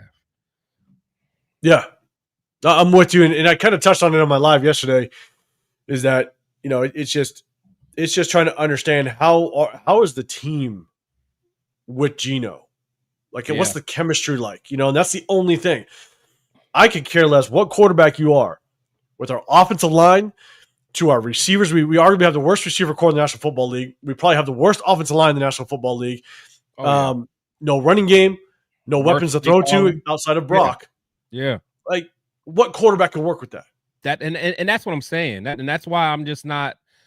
I'm not down with just throwing a random quarterback in there, a rookie quarterback, and just think he's gonna, make it happen. When I think that's the thing is right at the end of the day, I think it's draft a quarterback, but have a veteran. If it's not Geno, just have a veteran to come in, play, let that rookie sit, and learn the ropes. Yeah, because honestly, like I'm not. See, and I know we'll talk about it later, but yeah, I'll wait. I'll wait till we talk about the future. Okay, here we go. All right, Antonio Mafi. Just a couple clips of Antonio Mafi. You got him at the top of the screen. Good leverage, good finish. Here's the thing, and the only reason why I'm really showing Antonio Mafi, there was one play where Mafi he missed his block on a Genty run. It was tough. It was a bad play. So you got him right here. Love the attitude. Love the leverage. As soon as he gets leverage, goes to finish the guy. He handled the guy for DJ Glaze. He did. You know what I'm saying? And he feels basically the stunt coming. And so 92 tries to jump outside. He detaches. He helps out DJ Glaze, finishes DJ Glaze guy. I'll take it. I'll take that too. I'll take that all day. And so with Mafi, let's see. I think I had one more. Hold on. No, I don't think I had one more. But with Mafi though, look, Parham should never be on the football field moving forward. Point blank. Period. Saying. I don't know what the combination will be. Parham needs to be gone, without question. Here's the other one. So you got Mafi right here. A pitch out to Genty. And look, Mafi just helping with the double team. Why are we doing pitches with Genty, man, in the NFL? I'm sorry, man. So on this one, Mafi should have done a better job of getting to the second level. All right, so he double teams, and Denzel Perryman, former Raider. Yeah, he got caught up. So Mafi, he sees him, he just doesn't detach and get to him. And so not with Mafi, not the best rep. And then I'm going to go to somebody else that's fun to watch. Okay, this guy right here. Parham, I don't even want this guy right here. Let's look at this guy. Why is he on the field? What? I mean, how many plays does he just not hit nobody? He literally just blocks nobody. Supposed to go that way. Once 92 crosses his face and goes this way, the entire offensive line is going to the right. 92 crosses, that's fine. Climb. Get to the second level. But he hesitates. Creates the opening. Going. Just cut off number 6. Who made the tackle, basically. Parham should never see the field again. And because, again, Caleb Rogers did good enough. Jordan Meredith can play guard. Antonio Mafi did good enough. A million times better than Parham this game. Never again. At least we already know what we're getting in Parham. At least with Mafi, I'm not a big fan, but at least we can see, if he has anything in the tank. But I'm so done. I was done with Parham last year. I really was. I'm with you. I really was. So this is the last play, and here this is what we're going to finish with when it comes to the film breakdown. And this is just a concept. It's a passing route concept that I haven't seen with Chip Kelly just yet, and I like seeing it. I hope that this is a Greg Olsen thing, and that we see more of it, because I know Andy Reid runs it very well. It just kind of extends off of the rub route concepts, basically trying to run mesh routes, mesh concepts that put a lot of players in conflict, and they have to make decisions and work through defenders and just traffic. in order to get to their guy. And so I'm going to show it here. You got Trey Tucker that goes in motion. Pre-snap motion is great because it allows Geno Smith to kind of see exactly what the coverage potentially is. You got communication. Bang. 26 goes over, right? 26 goes over. You got a 3-by-1 concept. You got a tight trips, a bunch of trips on the top end, and you got a single receiver, which is Brock down on the left-hand side. But anytime you're stacked and staggered, you know it's man. So there's two ways that you can identify man is if they're stacked and staggered, which here, stacked, stacked, stacked. Different and when they level. stagger, they got to be able to go left and right. So they stagger themselves. The other way to identify, you guys can see it on the screen. The other way to identify that it's potentially man coverage is you got a corner locked up on Brock Bowers on the backhand side. So on the backside, they're locked up. They're stacked and staggered on the top end. You know, instantly it's man coverage. So here's the thing. I love it. You basically have Jack Besh at the top of the route. He's going to do basically a deep out route. You got Trey Tucker that's going to do a deep crosser. And you have basically Tyler Lockett on an option route. He has the option. He's going to basically do a trail technique. He's going to trail underneath the vertical guys. And he's got the option, depending on what this guy does. If he can't get through the traffic, Tyler Lockett can continue to the outside. If he gets through the traffic, then Tyler Lockett can cut it back inside. Right. So it puts this man in conflict. We haven't seen that this year, and this is something that I really like to see. So I'll rewind it one more time. Trey Tucker in motion. The defense moves over. Pre-snap shows man. They're stacked and staggered, locked up on the backside. And watch Tyler Lockett. 2 verticals in front of him, and he's got the option route. Putting that inside guy in conflict, having to work through all this mess right here.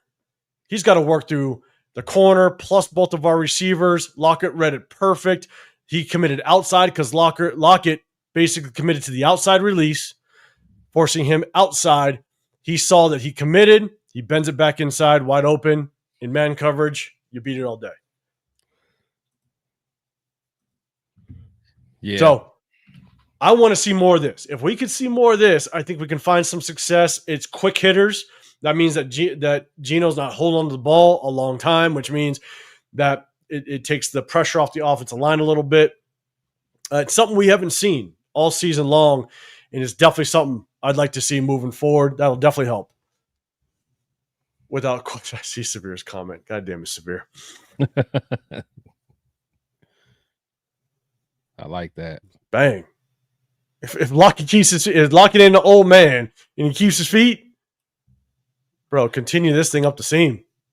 Yeah, I mean, but the thing is, if Geno trusts his arm, man, you got Tucker, man, because there wasn't because that corner's right there. Let me see what did Brock do? So was there? So I'm sure he probably did something. Yeah, just to clear that out. Yeah, there's no safety. Yeah. It is there. But I just don't know if Geno trusts his arm at this point. It's either Geno doesn't trust his arm. I think he doesn't trust his offensive line. Yeah. To hold that block, because that's basically what his progression would end up being, right? His progression is basically his number one target right now is going to be Tyler Lockett. Because you can get to him quick. Yeah, because with Jack Besh running a deep out route, Geno already knows this guy's stacked. And so he's already got the leverage on Jack Besh. So it's basically looking, your progression is going Lockett. If Lockett gets tied up. Yeah, so he's already about to release it. But, man, if you hit Trey, he's walking in the end zone. Yeah, Trey's gone. So, 100%, right? If he goes through his progressions, but it was so wide open for Lockett and that being the first read, bang, you hit it. Yeah. And you move on to the next play. And so,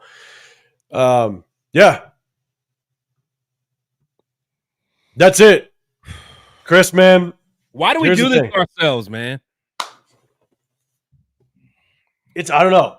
It's wild, guys. Hey, double tap that screen. Hit that hashtag Raiders if you guys got a question or if you guys got a comment on what we just kind of broke down. You guys do know on Wednesdays, we break down the game film. And the main reason why we do it This one was because we want to see a deeper dive in Caleb Rogers, right? Like, should he be starting? I think at the end of the day, we all agree he should start from here on out. Now, Parham should never see the football field again. We've seen enough, man. Unless injuries happen. But man, Chris, just final thoughts just on the game. Oh, sorry.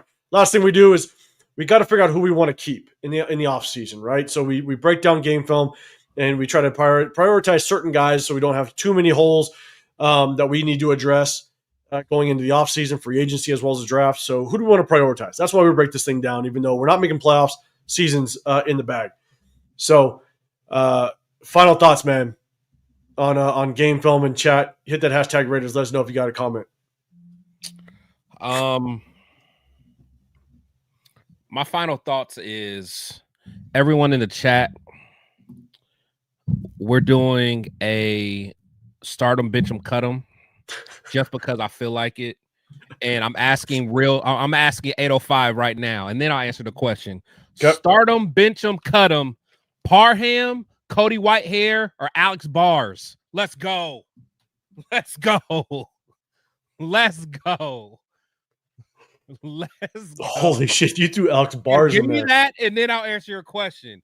Dylan Parham, Cody Whitehair, or Alex Bars? And then I'll answer your question. Holy shit. Oh my God. Or jump off a cliff. Which may be an option. Oh my God. That is I think maybe I would maybe I'd start Bars only because we're so far removed from him. You said start Bars? Damn it. Because Kappa's horrible. Oh wait, no, I ain't say Kappa. Wait, I said Par. No, I'm sorry. Yeah, Whitehair. Sorry, yeah, Whitehair. Wait, hold on. God. Okay, hold on. Okay, my bad. Parham, Whitehair, or Kappa. So I won't even do Alex Bars. I'll do Kappa. No, keep Alex Bars because that's worse. Because Kappa, at least he didn't do atrocious this game, and that's fresh in my mind. Holy God. Yeah. You know, this is how bad it is. I might start. Oh fuck! I might start Parham. Ooh. Cody Whitehair was oh, you hated him. I hated him with a passion. You're cutting him. I already know. Cody, yeah. Holy shit. Parham, maybe bench Bars and cut Cody Whitehair. Ooh. I think that's it.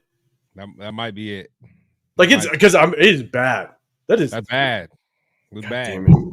I just wanted you to put some respect on Parham's name. Okay. I can't believe you. Okay, now what question was it that you had for me? And I'll answer. I don't even know what it was anymore. I think I asked you just kind of what your take was, final thoughts on the game film. But holy shit, that's brutal. Yeah, my bad. I had to call it Omaha. No, but my final thoughts is just like you said, it makes no sense. It's clear that Pete Carroll has no interest in evaluating and developing young talent. He has no interest in it at all. Yeah. It's clear as day. Because there's no reason why you don't have the young guys out there so we can. They need to be doing what we're doing now. Who are we trying to keep for next year? Who's worth keeping? What do you got in your? Because honestly, my rule of thumb is for a draft, your first 3 rounds need to be contributors. Yep. So therefore, the Charles Grants and Rodgers, okay, if they're not starting, they still need to be getting snaps. There's no reason they should be inactive for half the season. So the fact that we got people like Mafi in there and all that, it just makes no sense. This coaching staff has no clue. And again, I was a guy, and I could say this humbly, because I was a guy when we hired Pete Carroll, I was okay with it. I wasn't against it. I thought that he could add some value, but he is just. The game is passing by. I never thought he was going to be I mean, you can tell that he's stubborn. I didn't know that about him. You can clearly see it now, and it's just bad, man. It's like Antonio Pierce made a comment, and I know a lot of people are kind of running with it about like it's going to take it may take decades to get this team cleaned up, and people think that AP was just like hating, but it's not far fetched. We haven't won a playoff game in decades. So like this team is so screwed up, man, and it is so deeply rooted. And this game is just another example of just deeply rooted foundational issues that the Raiders have. I mean, I'm with you, and you know, I do listen to like Hondo Carpenter because if there's just news that's going on, then I'll listen to it. But I definitely take my own perspective on it. But I'll listen. Shout out to, I think we talked about it a little bit earlier. Where was it? I don't know. I forget who it was. I might find it. Bring back Van Roten. We talked about Van Roten. Oh yeah, right here. I'm all about Van Roten, man. I liked him when he was with us. I thought we would keep him when we brought in. Office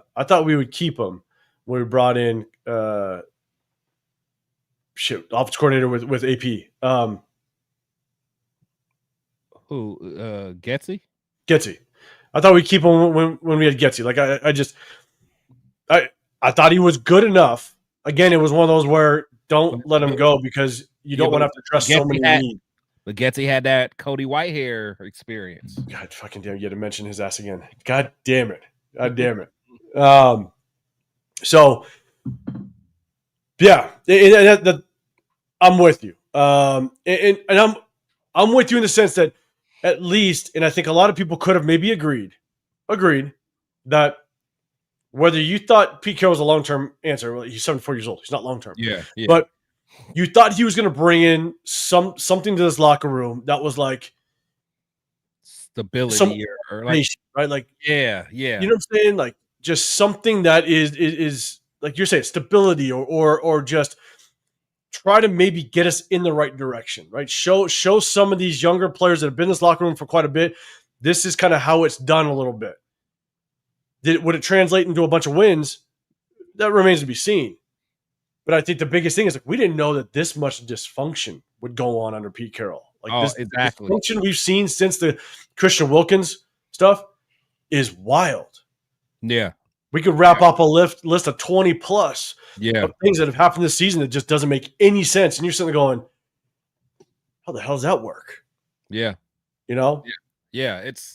I mean, and there's a lot of stuff that just got brushed under the rug that people don't realize. Like how we lost, what was the linebacker that we lost that ended up going to the Colts? Jermaine Pratt. Yeah, Pratt. And then like even Amari Cooper came in for a couple practices, was like, I'm out. Like little stuff like that. Like, yeah, it kind of got swept under the rug, but it's like now you look back at it, it's like, and even the Christian Wilkins thing, you know, I know a lot of people, you know, want to say he shouldn't have did X, Y, and Z. I am still upset at the fact that some grown ass football players went to HR. That just bothers me as a guy that's been in the locker room. It is true. That bothers me, man. Like you went to HR, and look, the reports come out that it was potentially my guy. Oh, it was your guy, Adam Butler. I'm sitting there going, like, if it was Adam Butler, Dan, that's a rough take. Man. That's a rough take. Like what you do is you take him outside and you'll just square up and handle it. 100%. You handle it, but you went to 100%. HR. I didn't even know football teams had HR. I'm with you. So it's tough. I think we all thought that, you know, like at least some normalcy might play out a little bit, but bro, we did a complete 180 and Pete Carroll went wild with whatever the hell he ends up doing in this goddamn in this locker room. So here's the thing, Chris, I'm gonna step aside for just a second, but I'm gonna put this up because I know you had a question that you wanted to address, you want to talk about, and we're gonna talk about it right now. So chat, buckle up, get ready. We're gonna talk about this topic. It stems around the head coach. J-Dog. So here, Chris, let's talk about it. I'm gonna step aside for just a second just to grab another beer. Get another beer. I ran out underneath, and then I think I need another one too. But anyway, you asked the question. I'll be right back. Yeah. So everybody been hearing a lot of this stuff about Tomlin possibly not being. Oh, not that.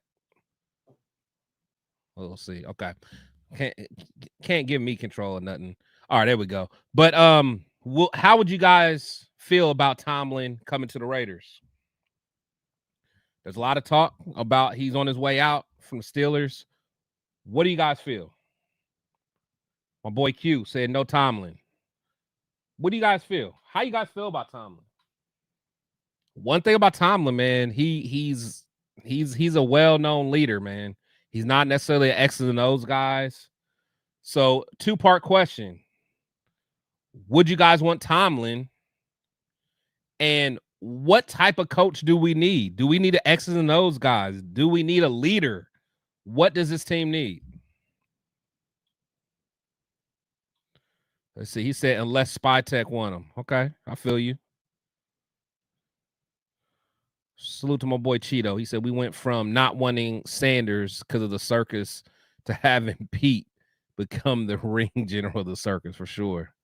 He said Wilkins' foot was a problem. He could been set up to get rid of him. Yeah, I don't know. That the whole Wilkins thing pisses me off. I'm one of the few, but I didn't like that at all. I know a lot of people, may have their little agenda about what he was doing. I have a problem with that. Like, whatever issues you have in the locker room, go handle that like men. Like, all that going to the HR, that's just, I don't know. Maybe that's just my culture. I don't like that. Bones, you said hell yeah. So you're with Tomlin. LS, he said no to Tomlin. Said Cheeto, he said, you know me, as I'll take my sides coach any day. Salute to Cheeto. So you down with Tomlin. He said, keep hiring proven losers. Don't bring up stats either. Good try with Carroll. Told you so. So keep hiring proven losers. All right, J Dawson, what do you mean then? What do you mean? Proven losers, though. I mean, Tomlin's not a proven loser. I mean, Carroll, not a proven loser. Gruden wasn't a proven loser. Back. McDaniels, as a head coach, he was a loser.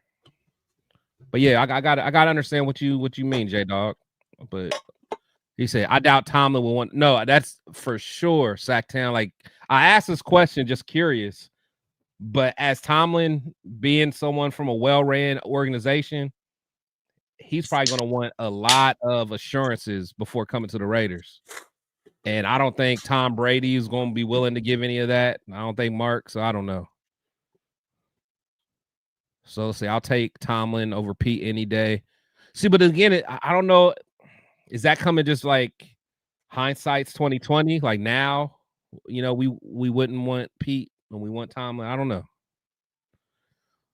Let's see. We need a leader to create an identity. I feel we should look at Chris Shula. I'm not sure about who's Chris Shula. Where's he at? Is that Don's kids? I don't even know. Who's Chris Shula? Maybe I'm out the loop. God, isn't he over with the Rams? Hold on. Is he related to Don? I don't know, actually. See, 80% of the stuff that everybody is saying about Tomlin, you could have applied to Pete Carroll too. Oh yeah, he's the DC over at the Rams. I don't know if he's the son. I don't know if he's the son. LS is out on Mike T. He said if they're in a spiraling downfall or fired, just look somewhere else. But most coaches are going to be available or going to be kind of in that situation. So I got my take on Tomlin. Let's go. Hold on. Let me see what Severe. He said we could wait until 2045 to hire Tomlin, and he'd still be younger than Pete Carroll. He's only 3 years older than Vrabel. I'm taking. He said 2045. 2045. Severe's doing the math and everything. Insane. That's insane. He wasn't with Big Ben and Carroll started losing. Okay. But yeah, what you got? How you feel? So here's my take on Mike Tomlin. He's probably like 4th on my list of head coaches potentially. Now, will Mike Tomlin even consider coming over here? I highly doubt it. But yeah, why would he? Because what I said before I left was like, I'll listen to Hondo. Again, again, just for potential news, but I do my own homework. But the thing is that, Hondo basically said something about how he was with some other beat writer or analyst from another team or whatever, and basically was like, "You're going to fire Pete Carroll? Who the hell would want to come to the Raiders and be the coach?" That's what I'm saying. And it's like, that's what I'm saying. 100% right. So here's the thing. Some people are off on Mike Tomlin because he's been media, like he's always had a winning record, but he's never been able to get over the hump. And I think the last few years, because he's been trying to get over the hump, like the Aaron Rodgers acquisition, I think is him just trying to win, not methodically really thinking of the right thing to do. I think the pressure is kind of on him. And so the Aaron Rodgers pickup was like, I have to win now, or I potentially am done. Yeah. If that's when teams get in trouble, though, they panic 100%. And then they keep trying to get Band-Aids. And we've been doing that ever since Rich Gannon. So trying to get Band-Aids. If Tomlin were to come over, if Tomlin not even come over here, if Tomlin were to be given the opportunity to just do a full, like hit the reset button and build it again, he's young enough, he knows how to build it, and I think he could build it. Yeah, exactly, Severe. So I think he can. Too. I think Tomlin can hit the reset button, knowing that it's a fresh start, and he can go and build something. And so, and ultimately for me, I would want a young offensive-minded head coach and stuff like that we build through. But here's the other part about Tomlin, which is really tough. Tomlin is very well respected. Yeah. And this would be the same issue that I would have with if Mike Tomlin came in, he's so well respected. You have a second-year GM in Spytek. Yeah. Yeah. If Tomlin didn't agree with what Spytek wanted to do, Tomlin would be like, kind of probably what Pete's doing, going, yeah, they're going to lean. Yeah. I know what I did. I know what I can do. There. I got a Super Bowl. Right. It's the same issue that a lot of people that want Gruden. Gruden would have Markdavis's ear. So if Gruden didn't like something, where do you think he would go to get whatever he wanted? He'd bypass Spytek and go straight to Markdavis. And I don't want that chain of command. And I think Tomlin just has that leverage with a young GM to be like, young buck, I've been there, done that. I've been with a Steelers organization that has done extremely well for a very long time. Let me teach you how to do it. And I just don't want that in the building right now, unfortunately. That's a fact. I wouldn't be mad at it, but that would be a concern. That Devil's advocate, though. Devil's advocate. How much do you trust Spytek at this point, though? So I don't too much because of the draft, right? I don't like how he drafted. I love how he maneuvered. I don't like the players he picked. Right. But to show some effort of loyalty and consistency, I said we keep Spytek. Just keep them and show that in some ways we're trying to show that we're loyal to somebody, because we are known as an organization that's willing and ready to just flip things around, every other year or every year at that. And so if we can just prove to some young head coach, again, I like Clint Kubiak.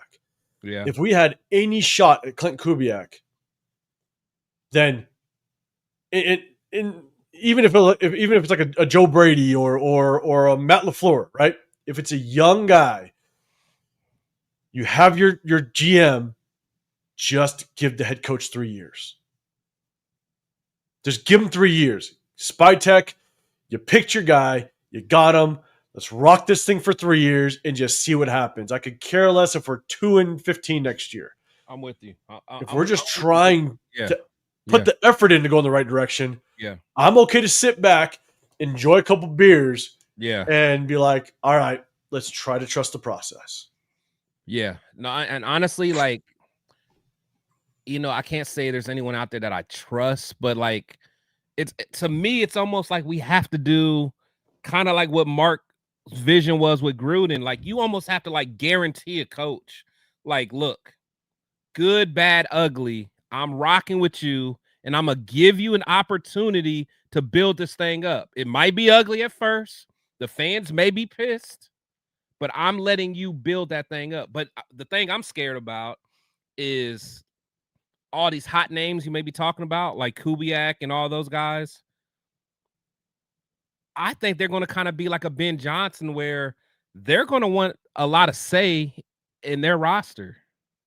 So it's like, if you're a first-time coach and you know you're a hot name, you got leverage, do you want to depend on what a young GM can bring you when they already proven they haven't been able to identify talent already? So I don't know. I don't know, man, because it's any new head coach, young head coach, shot in the dark, right? It truly is, right? They probably don't work out, majority of the time. That's the only reason why, for myself, I always look at, okay, what is their history in the National Football League? And that's the one reason why I'm not all in on Joe Brady, because Joe Brady doesn't have extensive history in the NFL. Right. You know what I'm saying? And so I want someone and that's why I did like Ben Johnson, because Ben Johnson's been consistently in the NFL since like 2012. Yeah. You know what I'm saying? So he's been within multiple organizations. He's seen it go down. And that's what Clint Kubiak's seen. He's been in the league since 2012. He had a short stint in college back in 13 and 14. And then from 2015, I believe, he's been in the NFL. Yeah. So, like, he's seen it. He's doing good things in Seattle.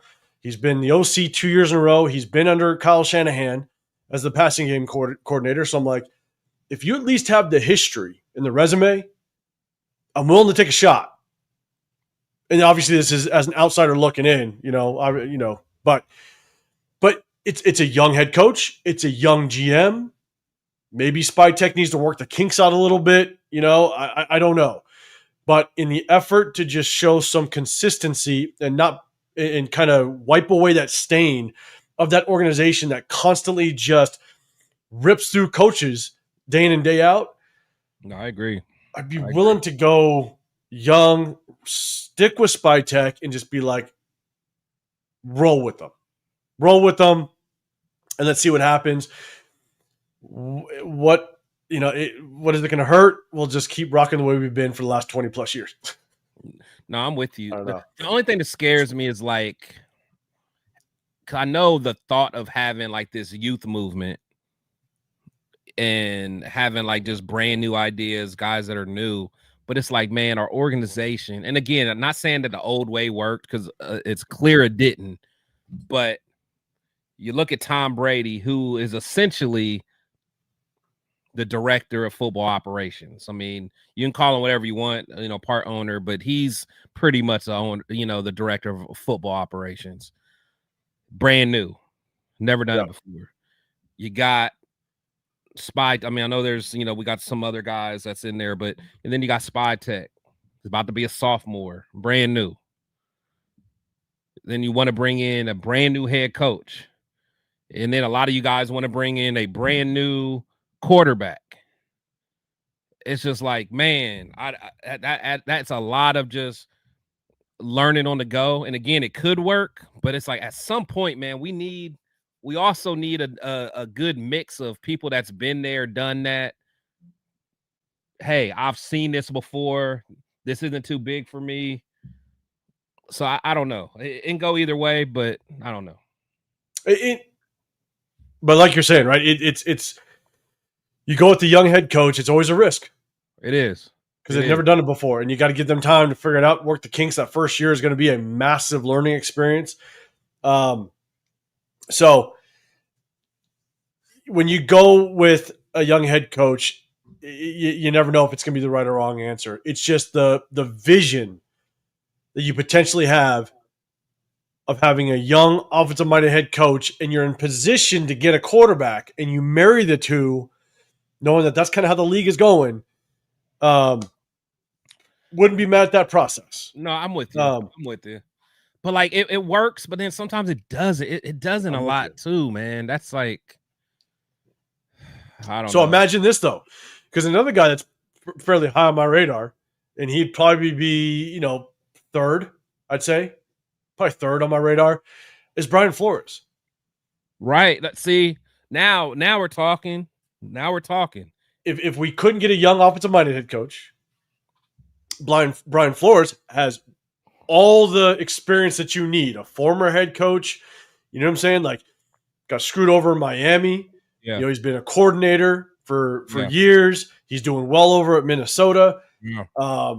My thing is you bring him in, and then you get a former head coach that was an offensive play caller, right? The best you can get. Bring in a Brian Dable if you could, or something like that. Yeah. Knowing that it's a former head coach that is probably not going to be looking for a head coaching job elsewhere for quite a while. Right.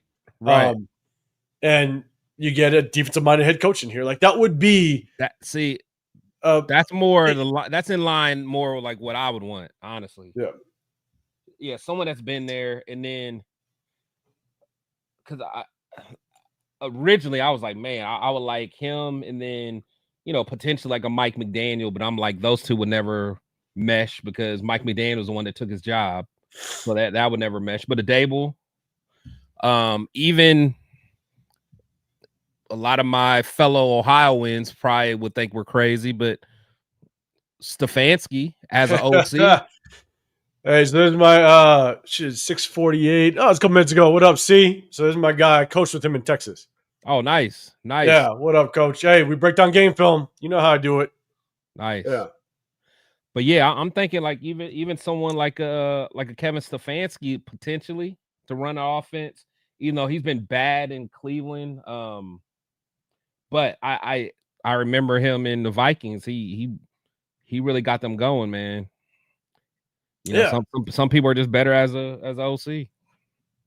And so, again, I think that's the hard part. The hard part is you go young, a guy that's never had head coaching experience before. It's tough. It's tough to really understand what the outlook is really going to be. But as long as the direction's right, I think, I think I could trust the process. But in effort of consistency and just trying to prove that we will hold on to somebody, as much as we're not a big SpyTek fan, but I'm with you. Try to rock with it. And my guy, C, he is a Ravens fan. Shout out to him, man. And well, my brother's a Ravens fan, and everybody they're scratching and clawing at John Harbaugh, man. I wonder how long he's going to last there. I think the Ravens are pushing for first in that division, so I think he's going to kind of pull that fan base back. But I've been hearing a lot of people rumblings about John Harbaugh and getting out of that Ravens organization. Man, I'd take Harbaugh in a second, bro. They would be insane. My brother thinks it's crazy. My brother's like, brother's sitting there going, why the hell would you want to get rid of Harbaugh? Yeah. And the only reason they were struggling this year is because, you get Lamar got hurt, man. Like, they would be insane. They would be. Now, I will see, but the thing is, those are like first world problems. But like, because you look at the Ravens and you're like, okay, maybe once it gets to the playoffs, they struggle. But like those are, I mean, I'll take those problems right now. Dominate in the 100%. Season, and we'll worry about the playoffs later. Playoffs? What the hell? We got Pete Carroll. We got Pete Carroll at 74 years old. That the drama that we have gone through in this season. I mean, we'll take anybody at this point. I mean, between Tomlin, Harbaugh, there would be massive upgrades that we haven't seen in years, which would be wild. So it's rough. It's a rough go as a Raider fan base, man. But yeah, man, appreciate you popping in here, brother. It's good seeing you, man. I got to hit you up. We got to link up again. I got to make it out to Texas again. Shit, man, should have went out there again this football season, but I'll definitely hit you up, my guy. So, all right, Chris, did you get that out of your system? Did you get the head coach to talk out your system? Yeah, I'm good, man. Yeah, I'm good. Yeah. I'm good. Yeah, man. I mean, just bring Cody Whitehair back. That's all I know. God damn it, C. And then look, shout out to my guy C. Offensive Raiders need more 12 personnel or just some Y stick. Coach C, why stick? It's a little inside joke. He knows. So, no, yeah. I think we're right now, we are just searching for players. We break down the game film. We hit you guys up on Sundays. We break down the game film. We're just searching for players that we want to retain in the offseason. You don't want to have too many positions that you need to address, whether it be through free agency as well as the draft. And so are there guys on this roster right now that we want to continue to rock with? And it's hard. It's hard because if we completely revamp this coaching staff, you don't know what system is going to be brought in at the end of the day. We might bring in some defense coordinator that wants to switch it up and run a 3-4 defense as opposed to a 4-3. And we completely flip the script on everything. Offensive-minded coach. Does he want a different personnel? So we just have so many damn question marks, man. And we'll see just kind of how it works out. And we're going to ride out this season. We're going to be without you this weekend, though. Yeah. I'll be in spirit, though. I'll be in spirit. Trust me. Yeah. No, you won't. You won't. You're going to be loving your life. That's what you're going to be doing. I am, man. Honestly, I've been at such peace. To anyone that knows me, man, like when the Raiders start losing, I get mad. I get very emotional. I'm not fun to be around. But like this is the first year where it's like I haven't been going to games. Like I've been spending like my money and finances on just going out the country. So I'm just doing that instead of going to Raider games. And I'm so much happier. Like I think my gray hairs are growing in slower. You know what I'm saying? So I like it. It's all good. Yeah. White stick. Say no. whites. What? Why? Why? The letter Y. The letter Y. So yeah. But look, at the end of the day, guys, we just broke down the game film. We appreciate you guys popping in here, man. Shout out to my guy, Coach C, man. I appreciate you. I got to hit you up, man. We got to link up again. I'll find my way out to Texas. But appreciate everybody. As you guys know, we hit you guys on Sundays after each game, depending on what day we play. Obviously, Severe will be back with us on Sunday after that Broncos game. If you guys are in town, in the Vegas area, doing a live podcast over out here at the Parkway Tavern next to the M Resort, Spicy Raiders. She's putting it together. So I'll link up with her, kind of co-host, and we're going to have a little bit of event, bunch of giveaways. Some Chris, your favorite super fans, some of them will show up. And we're gonna have a little bit of fun. So if you guys are in town, super fans, man, especially my favorite ones, the Raider Cowardly Lion and the Raider Tin Man and Raider Penguin and Raider Easter Pepsi. Bunny. There's a Raider Pepsi out there. I heard there's a Raider Easter Bunny. All them, man. Salute. I'm with you. Raider up.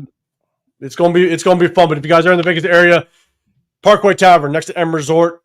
This Saturday from 12 to 3 Pacific time. We're going to have a little bit of fun. Check us out. Afakasi.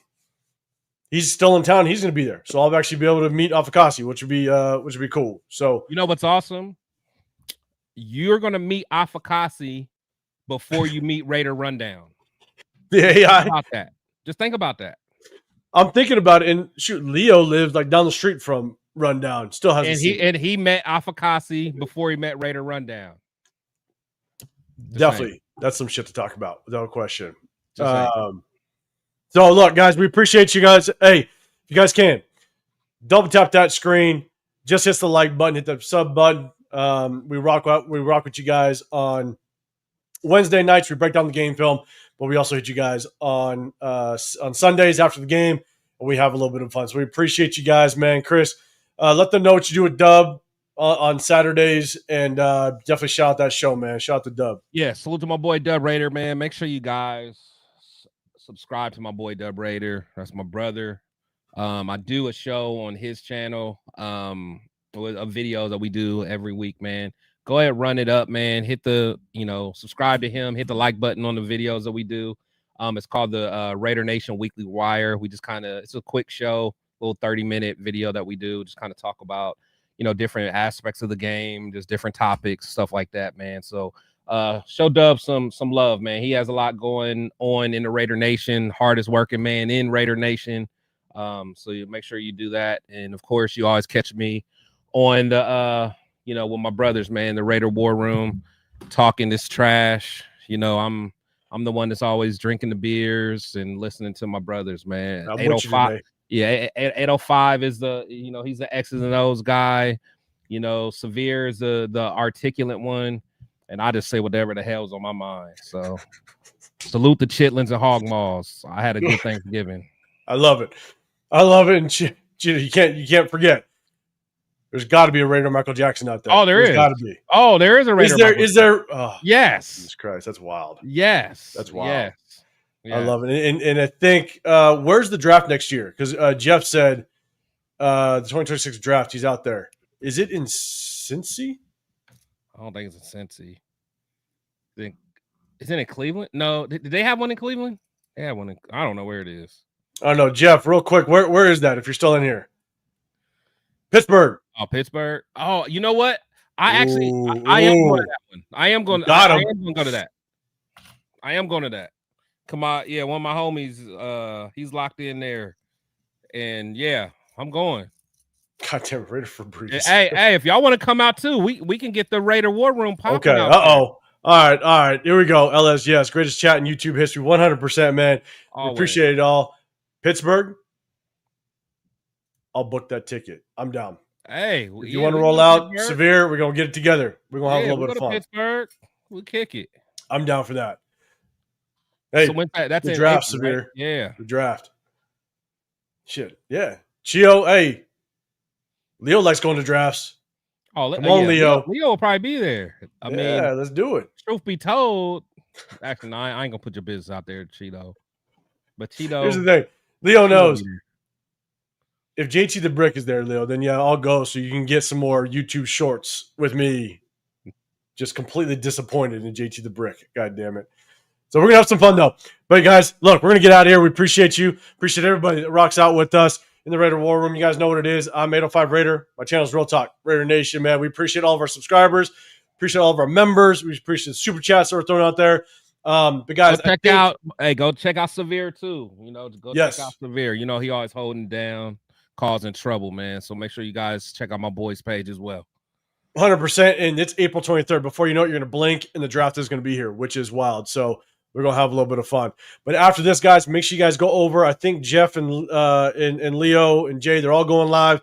Go over there live. Go check them out. For sure. They always have a fire show. I always tap in with them. Make sure you guys for sure go over there. And honestly, if you guys get Leo to, let's say, 100 likes, he'll do a blowjob shot. I'm saying. And he'll chase it with a Smirnoff Ice. And then it's a real party, people. Then it's a real party. So we're going to get the hell out of here, man. We appreciate y'all. Hey, double tap that screen before you get out. Tap in with us on Sunday.